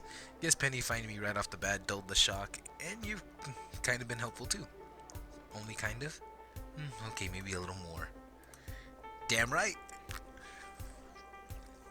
Speaking of Penny, I wonder where she is. She's probably helping Ruby with your weapon. Alright, I wonder how that's going. Switching to Ruby? I can't believe I stayed up all night and all day working on this, but the ideas just kept coming and coming and coming. Thank God I settled on one design when Penny came by to ask me about the materials. I managed to sneak in a break while she went to town. Why am I doing this to myself, Ruby Rose? You should have just said no, or you could have taken it easier. They didn't need this thing until Sunday. Whew, Ruby's still working on that thing? Hey, Yang. Yes, I am. Like a moron. I'm almost done, though. My little pushover, is it at least a good one? Of course it's a good one. I'm me, remember? And you're severely sleep deprived, and you're sure this thing isn't going to blow up in some poor guy's face? Of course not. Well, 90% no. I see. What? Yang, let me down. Only on your bed, you damn whiz kid. Get some rest and finish working on that weapon, okay? For the sake of both user and keeping your record clean of accidental manslaughter. Well, look at Miss Property Damage preaching. That's different. I was in total control of my mental faculties and I trashed that club. Gotta stop being proud of criminal charges. When you stop being stubborn and get some sleep. Cheater! Blackmailer! I bet Penny doesn't have to put up with this kind of stuff. People forcing her to be a responsible sleeper. That is hilarious. So, you're positive you won't blow your cover or expose yourself? Yes, sir. I can properly stimulate sleep, and eating won't be a problem either, right? Husband is convinced you have special needs because of health issues, yes? Wonderful. I still think this is an unnecessary risk, Penny. Sir, I am here to test myself as a fighter, but I think it's also a good occasion to test my level of integration with people.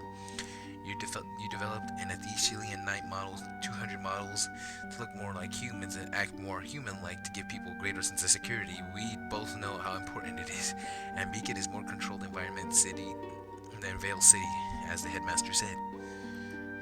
Well, I guess I have to live with the amount of risk, will I? Yes, my assertions convinced him. What I'm wondering if you're able to risk into account if you're taking that risk into account yourself, Penny. What do you mean, sir? I've been on many battlefields, Penny, both with and without weapons, and I've learned one lesson above all: people can be unexpectedly cruel to those who are different. My files corroborate that. Yes, we had a great war because some of us suppressed individuality, others because some thought those with animal traits as lower as than even humans, than animals, unnatural. I'm afraid of how they would treat someone who wasn't born yet lives. I respect your courage, Penny. I just hope you won't have to see the ugly side of people anytime soon. Dick move.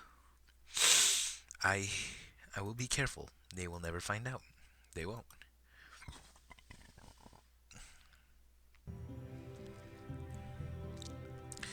Back safe and sound with all your blood inside your body. No mysterious writing splattered over random walls in the city today. No siree. All in all, I'll admit I have fun exploring with Evelyn. She's fun, full of energy, and surprisingly knowledgeable. Granted, anyone looks knowledgeable compared to me, but she's smarter than what she may appear at first glance. So want to see what Penny's been up to? Sounds good, huh? As I look towards the school, my sight falls upon a figure in cloak standing there in front of the main building's gate, petite, holding a briefcase in her hand. She raises her head and my eyes lay on hers. Then she flexes. My eyes widen as I see her rushing at breakneck speed and urging, "Evelyn, watch out!" I instantly grab her. Try the ways the red shape comes back.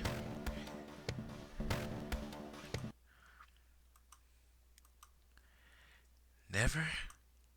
Instead of what I get is a briefcase thrust in front of my body as if being presented with it. Hey, what's the big idea? Evelyn gets up from the ground, dusts her clothes off. She takes in the situation. What? Did you even throw me? No, wait. Why were you running at us like that, dude?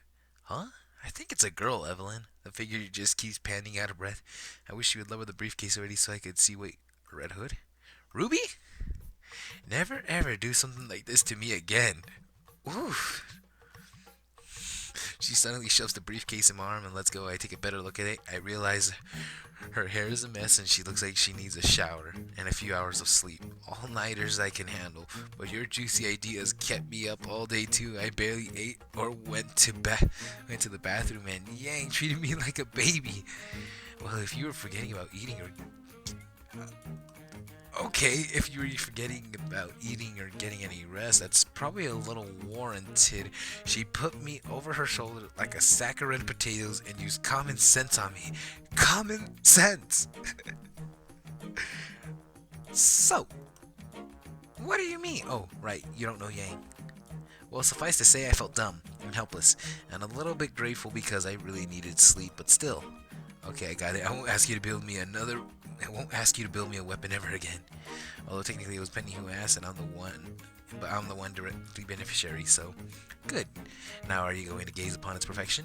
Her gaze falls on the briefcase, and mine and Evelyn's follow suit. My weapon is complete. You completed it in less than 24 hours. Yeah, I'm awesome. Open it. I want to see your face. Then here I go then. I feel my heart pulsing in the chest, excitement I can't really explain permeating me as my hands go to the briefcase's metallic latch. After that, placing it on a bench. Ooh. I open the latch and the briefcase opens up easily, unveiling its contents in an artificial light of the lampposts. Inside the briefcase is covered in red fabric. Inside, that's twin gauntlets of silver, blue, and one with a long whip made with similar metal wrapped around its midsection. Oh, so that's the whip wrapping around it. Cool. This is beautiful, incredible, awesome, terrific. All that and above, but how does it work? I'm glad you asked. Important things first. To use the dust, you grab the crystal and crush it in your grip. I have to do what? With your aura, you can. With your aura, you can do that like breathing, silly. Alright. So I crush it in my grip. Yes, if when you crush it with your right gauntlet, while the whip is wrapped around it, or you just grab the stock after doing it, it becomes charged with the crystal's energy for a short period of time. So you get an ice whip, fire whip, shadow whip, and so on. Ooh, nice! I can already picture the image in my head vividly in detail. Whip slashes an enemy repeated dozens of times in rapid succession, each small injury catching on fire or freezing part of his body. A little too vividly, maybe. What the hell was that? Otherwise, the charge stays in the gauntlet until you transfer it to whip, or shmam, you can shoot it out. How can you shoot something out of a gauntlet? From the palms, look. She grabs the right gauntlet and turns it back, exposing a metallic circle on the palm. From here, you just need to quickly snap your fingers to open, and then with your left gauntlet, you get the rapid-fire machine gun. With your right, you can do a charge shot. I guess I'll have to practice aiming, though. It's not a conventional gun, but no weapon of mine will lack the gun mode. I see. Damn, you really thought this through. Of course I did. So once like that, the other one... Oh, cool. Well, of course, I did well after I spent some. Good. All that needed is a name now. I already thought of one. Shouldn't he the one naming it since he's going to use it? My baby, my name, and Penny said I could. But Angel's the one who thought of the concept. I'm the one who carried it to the term. Alright, it was a shared effort. What's the name you thought of, Ruby? I took a page out of the old school book, and with this one, Angel, may I introduce you to Jenny Clusterbus. Old school? You went ancient vernacular. No one asked for your opinion, Cottontail. Well, I have you know my tail was ripped off a long time ago. What? She's just joking, Ruby. I also have a feeling that they ruined what's supposed to be a cool moment. Well, thanks, Ruby. I love it. I'll be sure to repay you. What? You're not going to try it? We're kind of in the middle of the school courtyard, and I wanted to show it to Penny first, actually. Yeah, I don't think she'd like it if you started swinging that thing around without her supervision. Then let's go show her, and then tomorrow we can try it out all together. All together? If you think I'm not going to be there for my baby's first day of school, you got another thing coming. And here I thought I was obsessed about stuff. Good stuff or bad stuff? Yes! That wasn't an answer. It just means stuff in general. Hey Penny, we're back. Welcome back, Angel. Evelyn. Did I just imagine, or did she look troubled for a moment? And Ruby, I finished it. Finished? You mean Angel's weapon? In record time and with only slight forgetfulness about my well-being. You stayed up almost 24 hours straight. Oh, you have no idea when I first started working on Crescent Rose. Oh, Ruby, I'm so sorry. It's alright. I liked working on it, and I got to see a new side of Penny. A new side? I didn't think you had it in you to trick people. What? She tricked you? I know, right? I mean, I don't know Penny very, very, very well, but she doesn't give the impression of being shrewd, you know? I didn't imagine it then. There's something bothering Penny, whatever it is the current line of discussion making her more uncomfortable. Alright, Angel, time to be a distraction. Ow! God, that hurt. I think I was already hitting it, but damn, that briefcase is heavier than I thought. Ow, right on the foot. A little toe. Evelyn inhales sharply through her teeth as I say that. Well, it's not really the little toe to tell the truth, and certainly more distracting to say so. My hobby, I said on one of the bids. Angel, are you? It's nothing too bad. The pain's already fading and the world will take care of it. Jeez, you're so clumsy. You could have hurt my baby, you know. I'm not clumsy. I was just distracted. Something dropped out of your grip while you were standing? That's beyond simple distraction. She's right. One would think you did it on purpose, you know? I doubt even you could find a reason for anyone to do that. Well, I'm sure given a few hours, I certainly wouldn't be right off. I'm thinking. Wait, what? I most certainly could. Right off the top of my head, I'm thinking masochistic tendencies. Okay, hold that thought. Thank you. Not into S&M.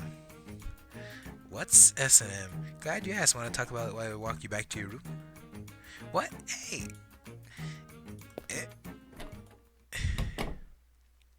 What was that all about? I think Evelyn also noticed. You hurt yourself on purpose because of me. She wanted to give us some space. That's stupid. Why would I do that? Because you noticed I was getting increasingly uncomfortable as they talked about me. I guess I only fooled Ruby there, huh? It's fine. I figured that whatever was troubling you was getting worse by them joking like that. I don't think they noticed. You're right. You're the first in the room, and you're the only one that saw see my expression. They probably just thought I didn't know how to react to their teasing, which was only half true of a statement, I guess. What's worrying you, Penny? Something happened while we were gone? She's staring at me very intensely, her right hand gripping softly on the fabric of her blouse. Angel, you're my friend, right? Let's try that again. Angel, you're my friend, right? Yes, I'll always be. How can you make that kind of statement? We've only known each other for 2 days. Because I want to. You want to? Yes. You can't. I can't be your friend. No, I mean, yes. You can be, but what if you discover something terrible about me? What if I do something bad? You plan to? No! Then there you have it. But do you really mean it? Oh, damn, she's so cute. Yes. You stuttered. Because it's kind of embarrassing saying these things out loud. You weren't embarrassed before. You weren't smiling before. I was more focused on getting you to do that than realizing, what if I'm actually a different person than what I appear to be? What if I'm vastly different from any other person? Then I guess we will be different together. I'm not exactly normal myself. You're right, you're not. Just a great couple of weirdos, but seriously, Penny. I gathered all my courage and looked her straight into those big emerald pools, which threatened to swallow me up in their tenderness. You're literally my best friend right now.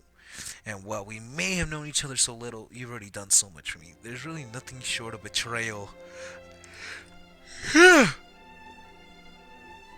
could make me not think of you as my friend anymore. Now let's both make a promise. What promise? She holds out her right hand, pinky stretched out. I promise to never betray you or your trust. I look at her for a brief instant before smiling, holding up my own right hand, pinky going, and I promise to always be your friend. I don't know how this part, how the particular form the pledge continues. I never required that information. Who cares? I know you mean it. I mean it too, Penny.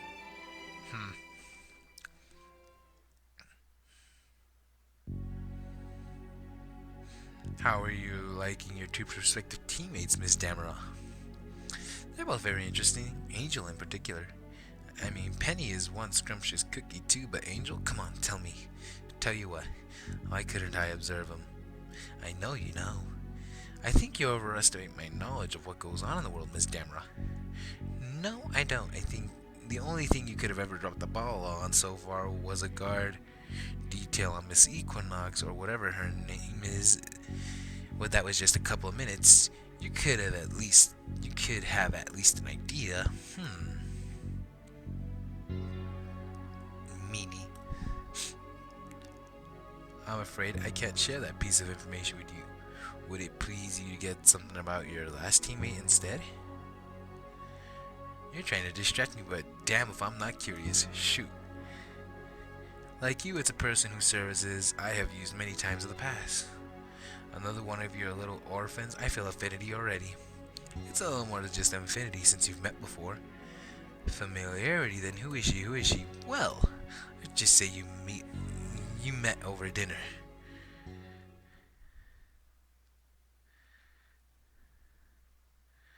You gray-haired asshole.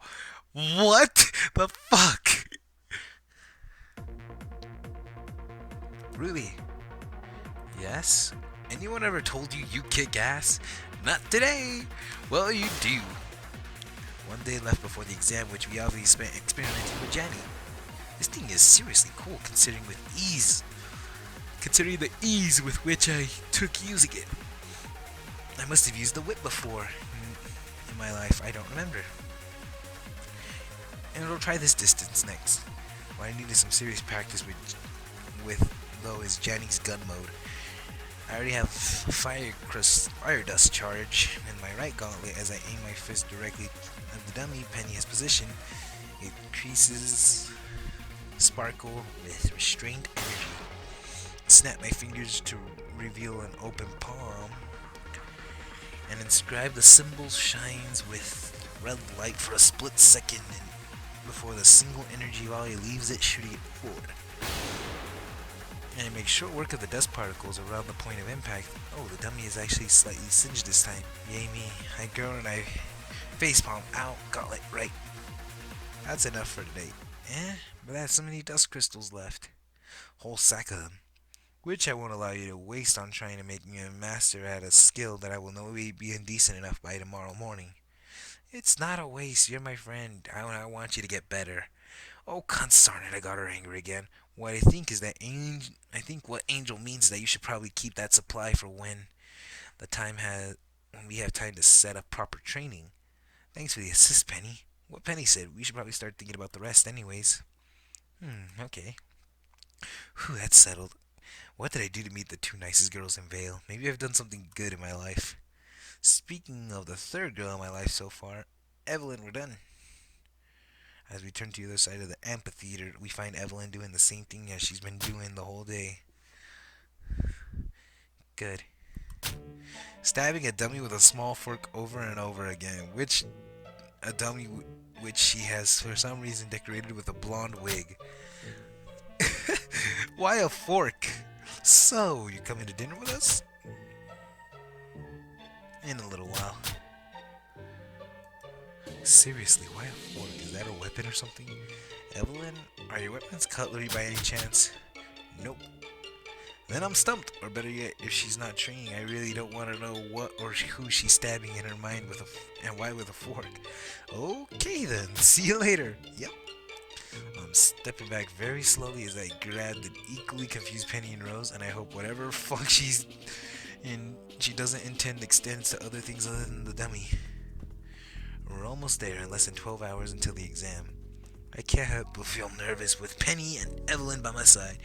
I don't know what to expect from things. I know I'm prepared enough though. Hey Penny, do you know anything about the specific details on the exam?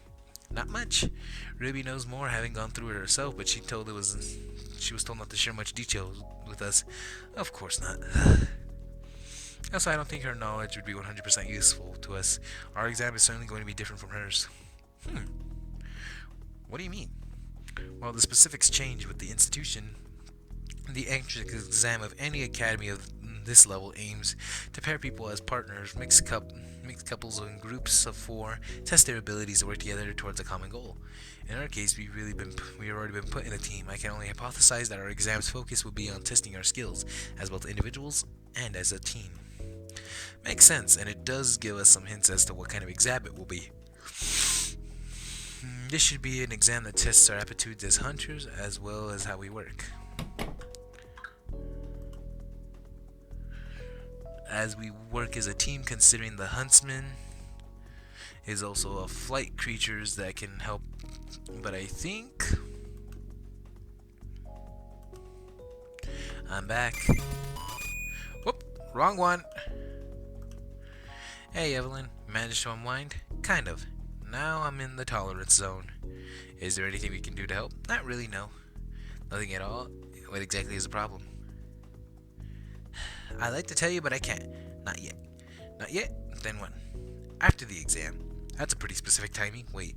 Evelyn, do you know something about the exam Penny and I don't know? I do, and as much as I'd like to vent about it, it would be unfair. Unfair how? I can't tell you. Can we please change the subject? I really don't want to not talk about it. Okay. I guess being asked questions you can't answer can be mildly frustrating. It's okay, Evelyn. I appreciate you want to tell us anyway. Thanks. So I think you should get some sleep. You don't mean we? Oh, of course we'd become... You should really take something for those hiccups. If it's something medical, is it just me or does she actually start hiccuping whenever she's embarrassed or nervous? Fucking Betty. Seems a bit excessive for a group of first years. First years with 6 months of training behind them, the evaluation is supposed to be for that level of skill. It's still an exam that specifically aims to place them in danger. I wonder about that. Ozpin? Like many things in life, danger is a relative concept. What is dangerous endeavor for a first year student would be mere annoyance to a senior, and nothing to a seasoned huntsman. So this test be prepared being a danger, I wonder about that. You have a lot of faith on this team. Faith has nothing to do with it, Glenda, it's knowledge. Miss Damrot has experience and skill under her belt. James didn't disclose much about Miss Polendina, but his lack of opposition or worry about her placed in a combat situation speaks volumes. Mr. Dekebicus is a complete amateur, though. His aura has been unlocked and he is skilled with his weapon of choice. That's more than enough to survive with the help of his teammates. And the last member? Oh, her? She'd probably be able to clear this test on her own. Whoa, we got a badass. Okay, we'll finish the prologue, and then we'll consider it an end.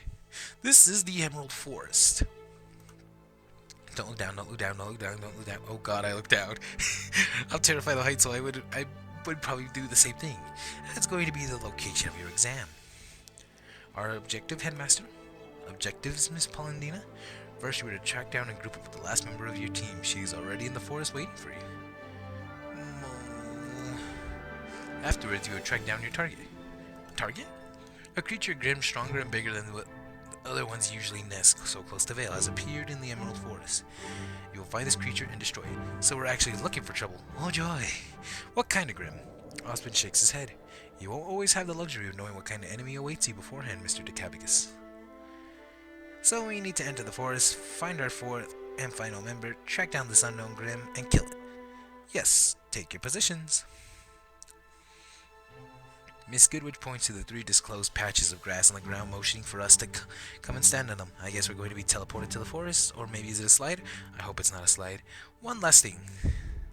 As it's customary for Beacom students, the first person you lay on your eyes upon entering the forest will be your partner for the next 4 years. What? But Headmaster, I thought what, Miss Polendina? Penny is looking at me like that. Nothing, Headmaster. And why is Evelyn looking at me like that? As to make things fair, you're going to get launched at the same time. Oh no, he did not just say what I think he... You gray-haired asshole! Yes!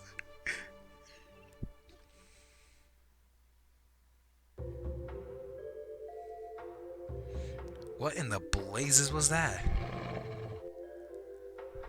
I wish you vermin were smart enough to know when to stay down.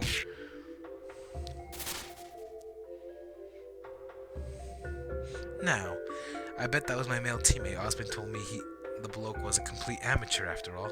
I hope he's experienced enough to survive his landing.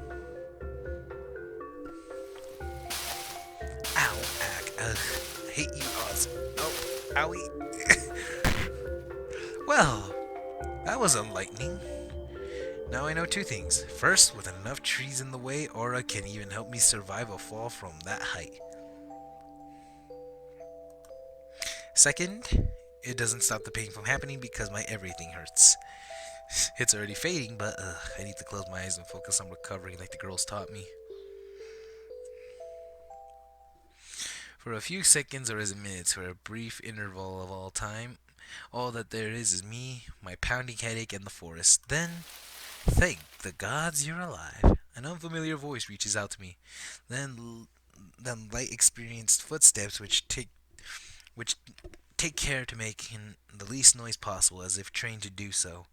Their source stops right beside me and stands between me and the morning sun. How do you feel? Is anything broken? The voice is lower than Penny's or Evelyn's, but it's definitely female. There's no bubbliness or cuteness in it, but something more mature and hard. No, Aura's already taking care of the rest, it just hurts. Least you could expect considering the height you fell from, and the number of branches I hit on my way down. She chuckles. It was guttural, low, her mouth probably closed as she laughed at my words. Can you still stand? Let me help you up. She's offering to help me stand, probably offering me her hand too. I guess I can at least open my eyes. My head doesn't pulsate that bad anymore. Holy shit. Yeah, she's nothing like Penny or Evelyn. For one, she's tall, almost as tall as me. Her skin is unlike any I can remember. Golden bronze, which only severs to further highlight her impressive physique. I mean, wow. I've lost my memory, but I don't think I've ever seen someone with such a defined body. It's just at the border between attractiveness and buffness. Grim got your tongue? Damn it. What is it with me and pretty girls staring? I think I answered my own question in that sentence. Sorry about that. I imagine you're my third teammate? And your partner. Alright. There's also that. I groan and I raise my torso on the ground, extending my right hand and find it enveloped in the fur grip as she pulls. My name's Angel Decabius, Jacqueline B. Ivory. But you can call me Jack.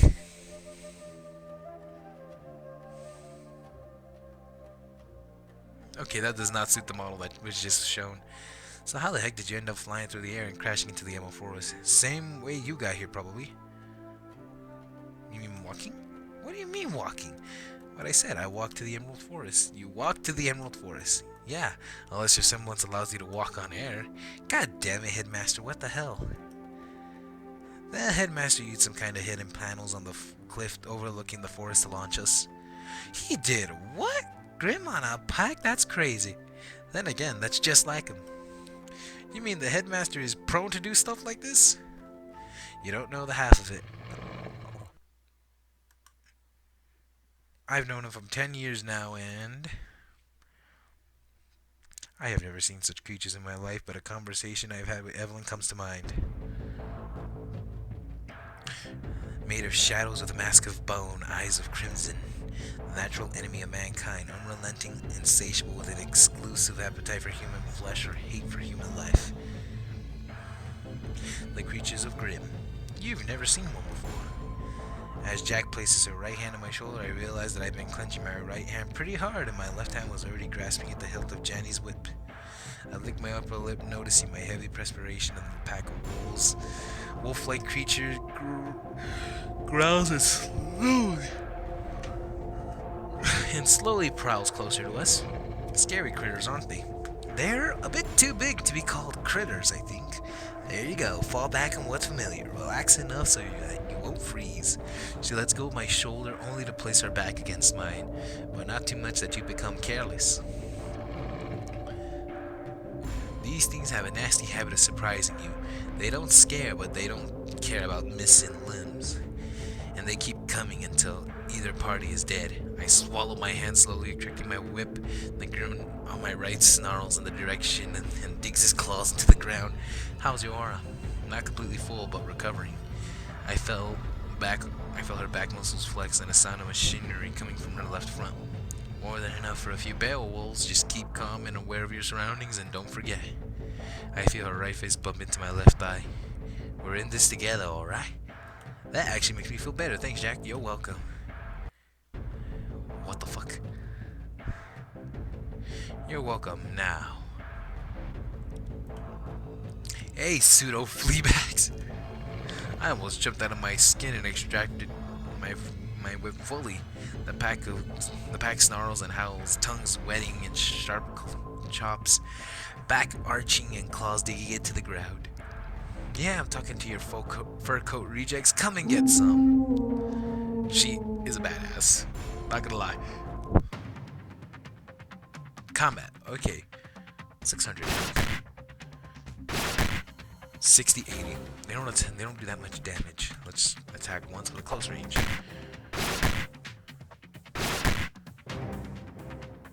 They do quite a bit of damage. How much do I heal when I focus? Huh. Doesn't do that bad. Let's try a range shot. My range is weaker than my physical. By 202. I should keep on healing until I can get enough damage. So 600 at max. At least I know how much I could risk.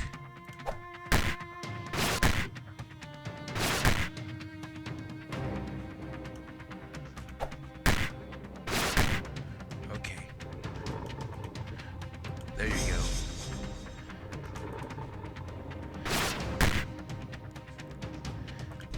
Get back to max health and continue fighting.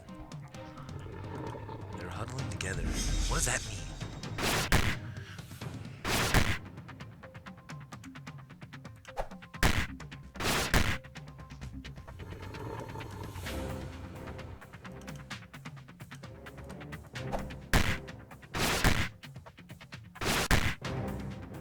Okay, focus.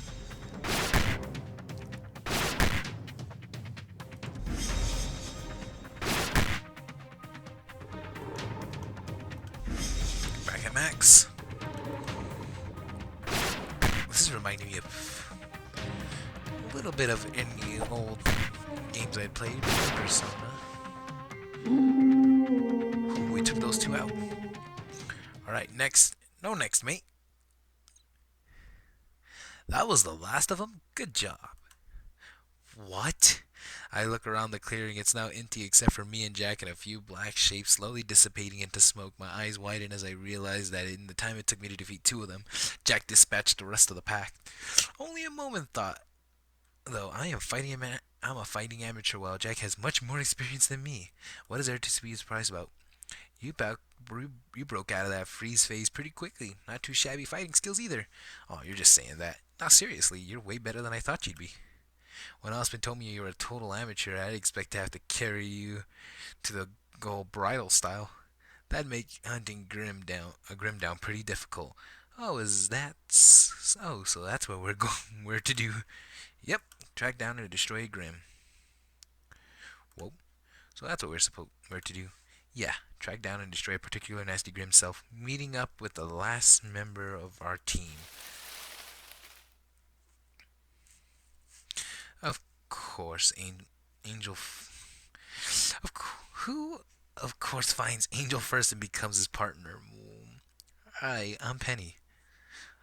So that's what on their minds. They wanted to be my partner. I'm sorry they got sad because of it. I kind of feel happy knowing that. Jack, these are my friends and your two other teammates. Oh. Whoa. Jack, these are my friends and your other two teammates. She's Penny and the other girl is you. What? Me? We meet again, murderer? What? Stop calling me that, or I swear to the gods I'll... Whatever you've been doing here. Oh, didn't you hear your partner poison her? I am one of your new teammates. I am a little scared about this. No. For the next 4 years, over my dead body. Oh, if you insist, allow me. Ha! Bring it on, kids. I'll tie your ears down to a double overhand and beat that gray-haired asshole to a pulp with your furry ass. Okay, time out. What the fuck? I move in between the two girls, stretching my arms to the side as to increase the dangerously diminishing distance between them. What's going on here? You two know each other already? How could I forget the face of my would-be killer? For the love of God, I was not trying to kill you, but you certainly make me wish otherwise. You've lost privilege. You lost the privilege of trusting me. Anything coming out of your mouth or made by your hands a long time ago. Be prepared to lose trust in your face then. Calm down already. What the hell happened between you two? She insulted me after you gave me food poisoning. What? Food poisoning?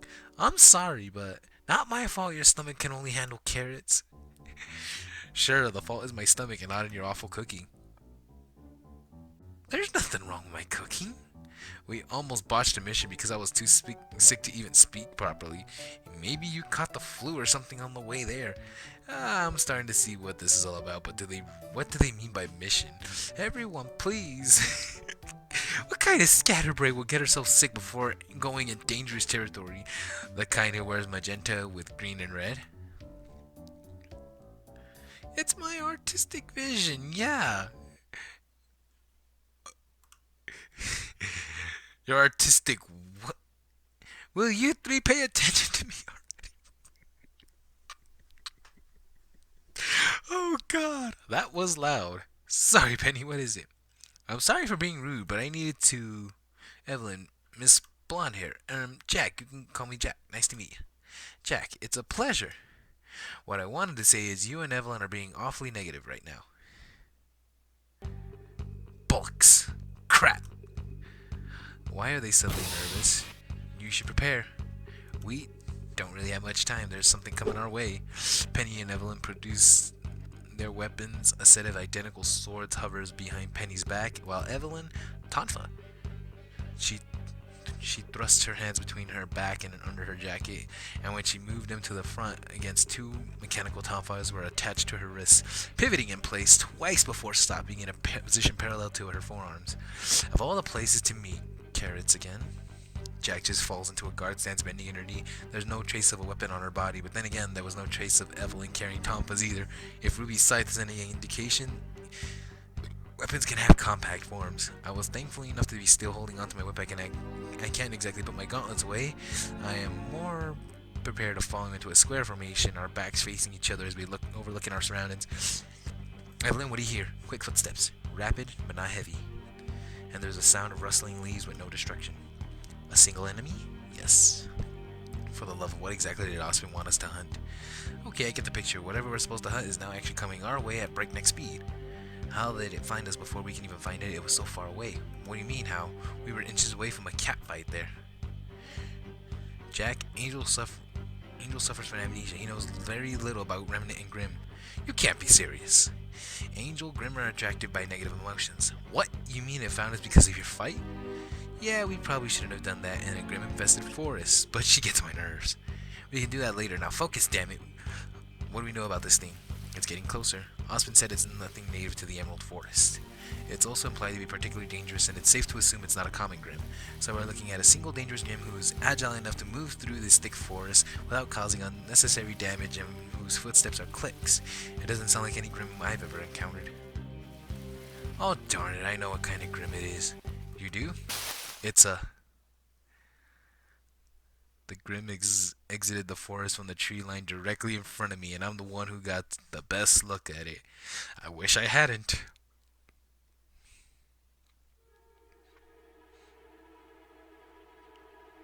The gangly figure slithers its way into the clearing, middle legs twitching the ground precisely setting on the underbrush and nary a sound, while its posterior twins still rest in the trees. They're thin but strong, made of chitinous lucid darkness. The tubular body of the Grimm progresses into a long neck and produces a triangular head with large bulbous reds protruding from a mask of essentious material. The same hard substance covers up the upper side of the body and the entirety of its front legs. They're bigger and thicker than the other ones. It walks on split 3 segments. The final parts raise slowly upwards as the Grimm settles properly on the ground like a pair of sawtooth butterfly knives. Its mandible lowers in sickening clicking, and it emits a similar hiss as it stands thrice our size. What the hell is this thing? I have only faced Beowulf so far, so I'm by no means an expert, yet I am convinced that there's something fundamentally different about this Grimm. When I was facing the Beowulfs, I felt like a piece of meat about to be assaulted and mauled by a starving dog. But with this thing, it tilts its head to the right ever so slightly, and my skin crawls. I feel sized up, like he's wondering which piece to carve out first, how to avoid killing me to enjoy his meal without spoiling the meat. A terrible, skillful gourmet of human flesh. That's a Walang. We gotta get out of this thicket immediately. We need to open grounds. I take a step back and it takes a step forward. There's a large glade to the north of here. One of the penny swords makes an exaggerated swivel to point to the north direction. Walang bristles and clicks at us. Ew, so creepy, but wouldn't the forest give us more cover? No amount of cover would do us any good fighting this thing. I wanted to ask why, and I was about to when the Walang gives us the answer. Camouflage. It's walking backwards up on the trees, its eyes set on us, and its body shimmers with a refracted light from the sun, and then in a few seconds it's no more. The Walang has gone invisible to translucent. From visible to translucent to one thing with the forest. Oh shit. Let's get out of here. We burst through the tree line, and I hear clicks, moving shrubbery, and creaking wood from a few feet behind us. Our pursuer is foregoing its grace in pursuit of Grey. It's right behind us, isn't it? Darn right it is. I'm not stopping to check. Can we even outrun it in the forest? Sorry that you couldn't be eased into this. Whoa. Okay, hold on. I'm sorry, but you couldn't be eased into these kinds of situations, Angel, but sometimes you have no duck. Holy! We land and roll on our backs and get past the felled tree and top half crashing onto the ground. Let's talk more running. What Evelyn said, not at all enemies will allow you to just think about your next move. Sometimes you just gotta just act. Oh, the trees, it's coming again. Angel, watch out. Dodge left.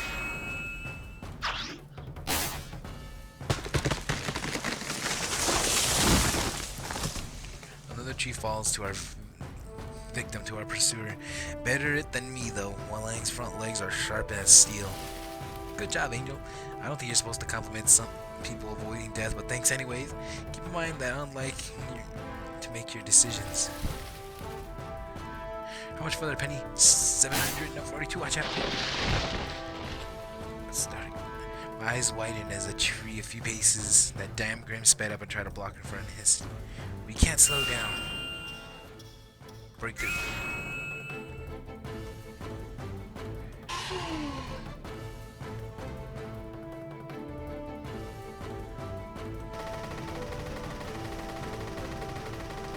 Their purpose becomes evident. In each flash, one of them has 8 muscles in the form. Well, she does have a gun. Jack's accuracy and the tree touches the ground. This just produces a large crack all the way through the trunk. Alright, now, allow me.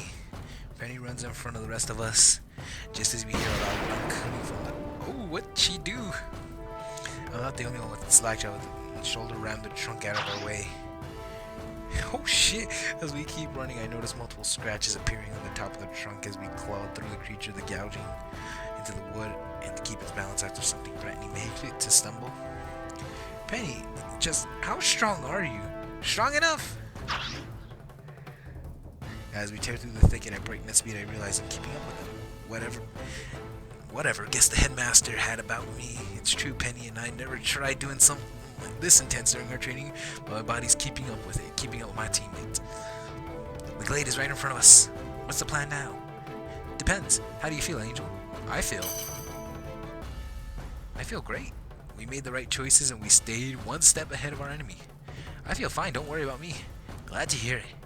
Listen up, the moment we break out of the thicket, turn around and fire everything you got at it. I'm going middle. I'll aim high. I'm going low then. I may not be a good shot, but I can't miss aiming what's right in front of me. I'll join you, partner, when I count from 3. My left hand goes for the back pouch, and Ruby gave me all those crystals. I don't need to fish around since the only kind of dust I have in it is fire. The small burst of aura, I could feel the crystal shatter and disappear into my right grip. The metal warms up the creases of it, and the black symbol comes to life with a red light. A frustrated grin is hot on our tail, weaving through the thinner sea of trees and crushing the smaller ones in its way, trying to reach us before we get out of the forest, and it loses its advantage. 3, 2, 1.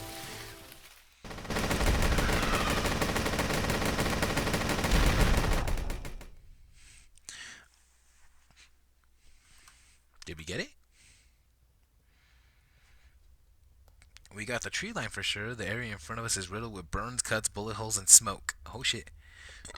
I see no trace of our enemy though. It was as if dead there should be a disappearing carcass somewhere, right? Or does an invisible Wallang stay invisible even after death? No, we got him for sure. Jack says with a wry grin, but not one of the girls had put their weapons away yet. But it's not over yet. I turn around and that's when I see it again, the Wallang. It's still alive but heavily injured. Its back leg on the right middle leg are missing, and a pair of what I can identify as insectoid wings are damaged and riddled with holes, desperately trying to bend back under the white carapace of its back. It's downed and crippled. It can't get away from us. Final round, team. You ready?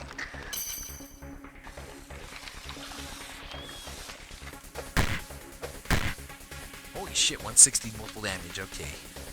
Let's try close range with Evelyn. 60 once. Alright. Close range with Evelyn. 180 twice. I do 60 damage one. Okay, she went straight for Jack. She had 900, so she had 800, so she took 220. She took 240 damage. Damn. This guy hits hard. Let's try range shot. 160, 3, 4. Okay, that is good. Penny, how are you at ranged attacks? 101 hit. Not that great. What about you for ranged? 210, 1 hit. Alright. I got a plan. So I stick to close range. Evelyn was just hit. You stick to close range. Penny, you stick close range. Evelyn will be long range.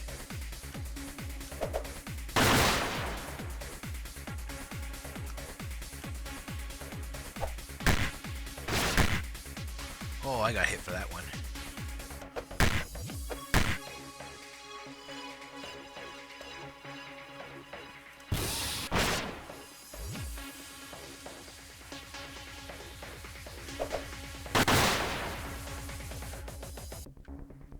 I did 200 damage exact, so his range damage is at least 200 to 220. I could risk taking a hit.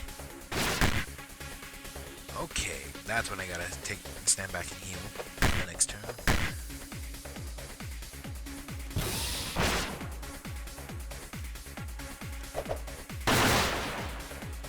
Focus and heal. Attack Jacqueline, she's about halfway. Let's trust one more hit from her.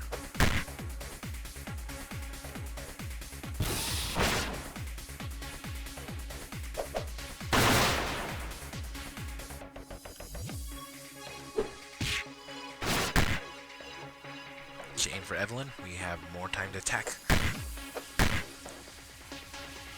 Oh, we got it! It's stumbling. Evelyn, now! Penny, give me a boost. Affirmative. Angel, its arms. Got it.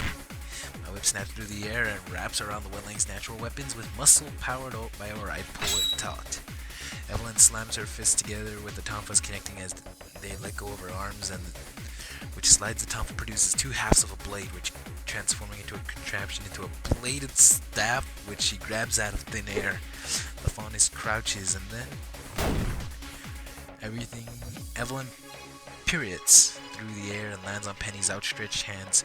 The ginger shifts Evelyn's weight on her outstretched right leg, her hands shifting closer and closer to her chest under Evelyn's jumping momentum. Evelyn's quadriceps bulge as they strain against her suit, and the earth cracks around Penny. Penny pushes forward. Evelyn blasts off.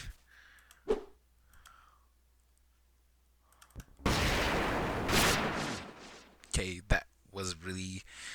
Gotta be careful with how I click. Oh! And that takes care of it. Evelyn stands up from her crouched position and separates the bladed staff into two tonfas again before sliding them back under her jacket where they disappear. That was incredible, but Jack, how did you even know Evelyn could do that? This is not the first time we fought together. As much as I hate to admit it, she's terribly good with that weapon of hers. Alright, they did mention some kind of mission they went on before. Still, good job, Angel. Penny. You reacted to our cues quickly and efficiently. That was great teamwork. For real? I never worked in a team before, so I thought, Penny, you were incredible. More than that, spectacular. Your aim was true and you didn't make me lose any momentum. It's like my legs were pushing off solid metal. And it was no trouble at all. I just have a particular deep knowledge of momentum and forces of action-reaction. And high physical strength. I'm no slouch, but damn, you're probably stronger than me. She gives the best hugs in the world, that's for sure. We're gonna need an orthopedist on standby if she hugs her with full strength. I can't help but laugh. It's a good boisterous laugh. Long laugh that makes those last vestiges of tension leave my tender shoulders.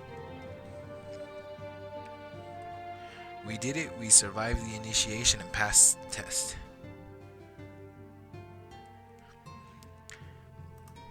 Well, it seems congratulations are in order, children. Headmaster Ozpin, you were watching? Not this closely all the time, but did you really think we would let 4 children enter this forest?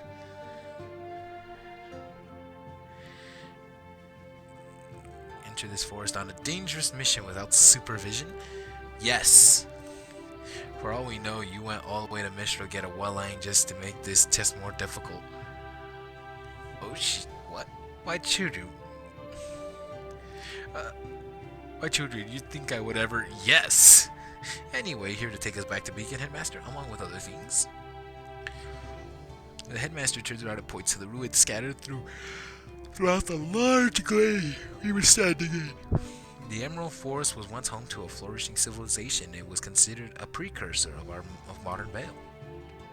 But like civilizations are wont to do, in remnant it fell. Those that came after it learned from its fall, and after internal strife and wars, and yet we repeated the same mistakes. Children, we live in a world where learning from the past is not good enough anymore, so what other option is there left to us? This suddenly got deep and somber. Learning from the past doesn't help us avoid mistakes. Well, that's a given, because all events, including mistakes, are connected to our own times. Knowing about mistakes committed by our forefathers can only help you with so much. In a world that's continuously changing, so if the past is no good, then you can't look to the future, the present. Yes, Mr. Decabagus. We learn from what's around us. We learn from other people, especially those who are different from us. Only seeking interaction with those we think is the same as you puts a limit to what can be learned from each other, which is why it's important to try and make ties with as many people as possible, even those you may disagree with on certain issues. You 4 are as different from each other as can be. You all have unique past, ideologies, and aspirations, but it's my belief that despite these differences, you will rise above challenges beyond your victorious, wiser, and more untitled for experience, just like you did earlier today. Jacqueline B. Ivory.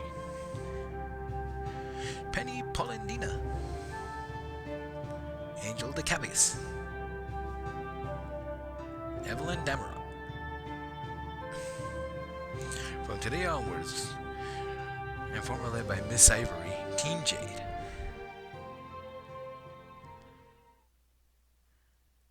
Wait a minute, there's no A in either of Penny's initials. Okay, we're in chapter 1, but let's save right here.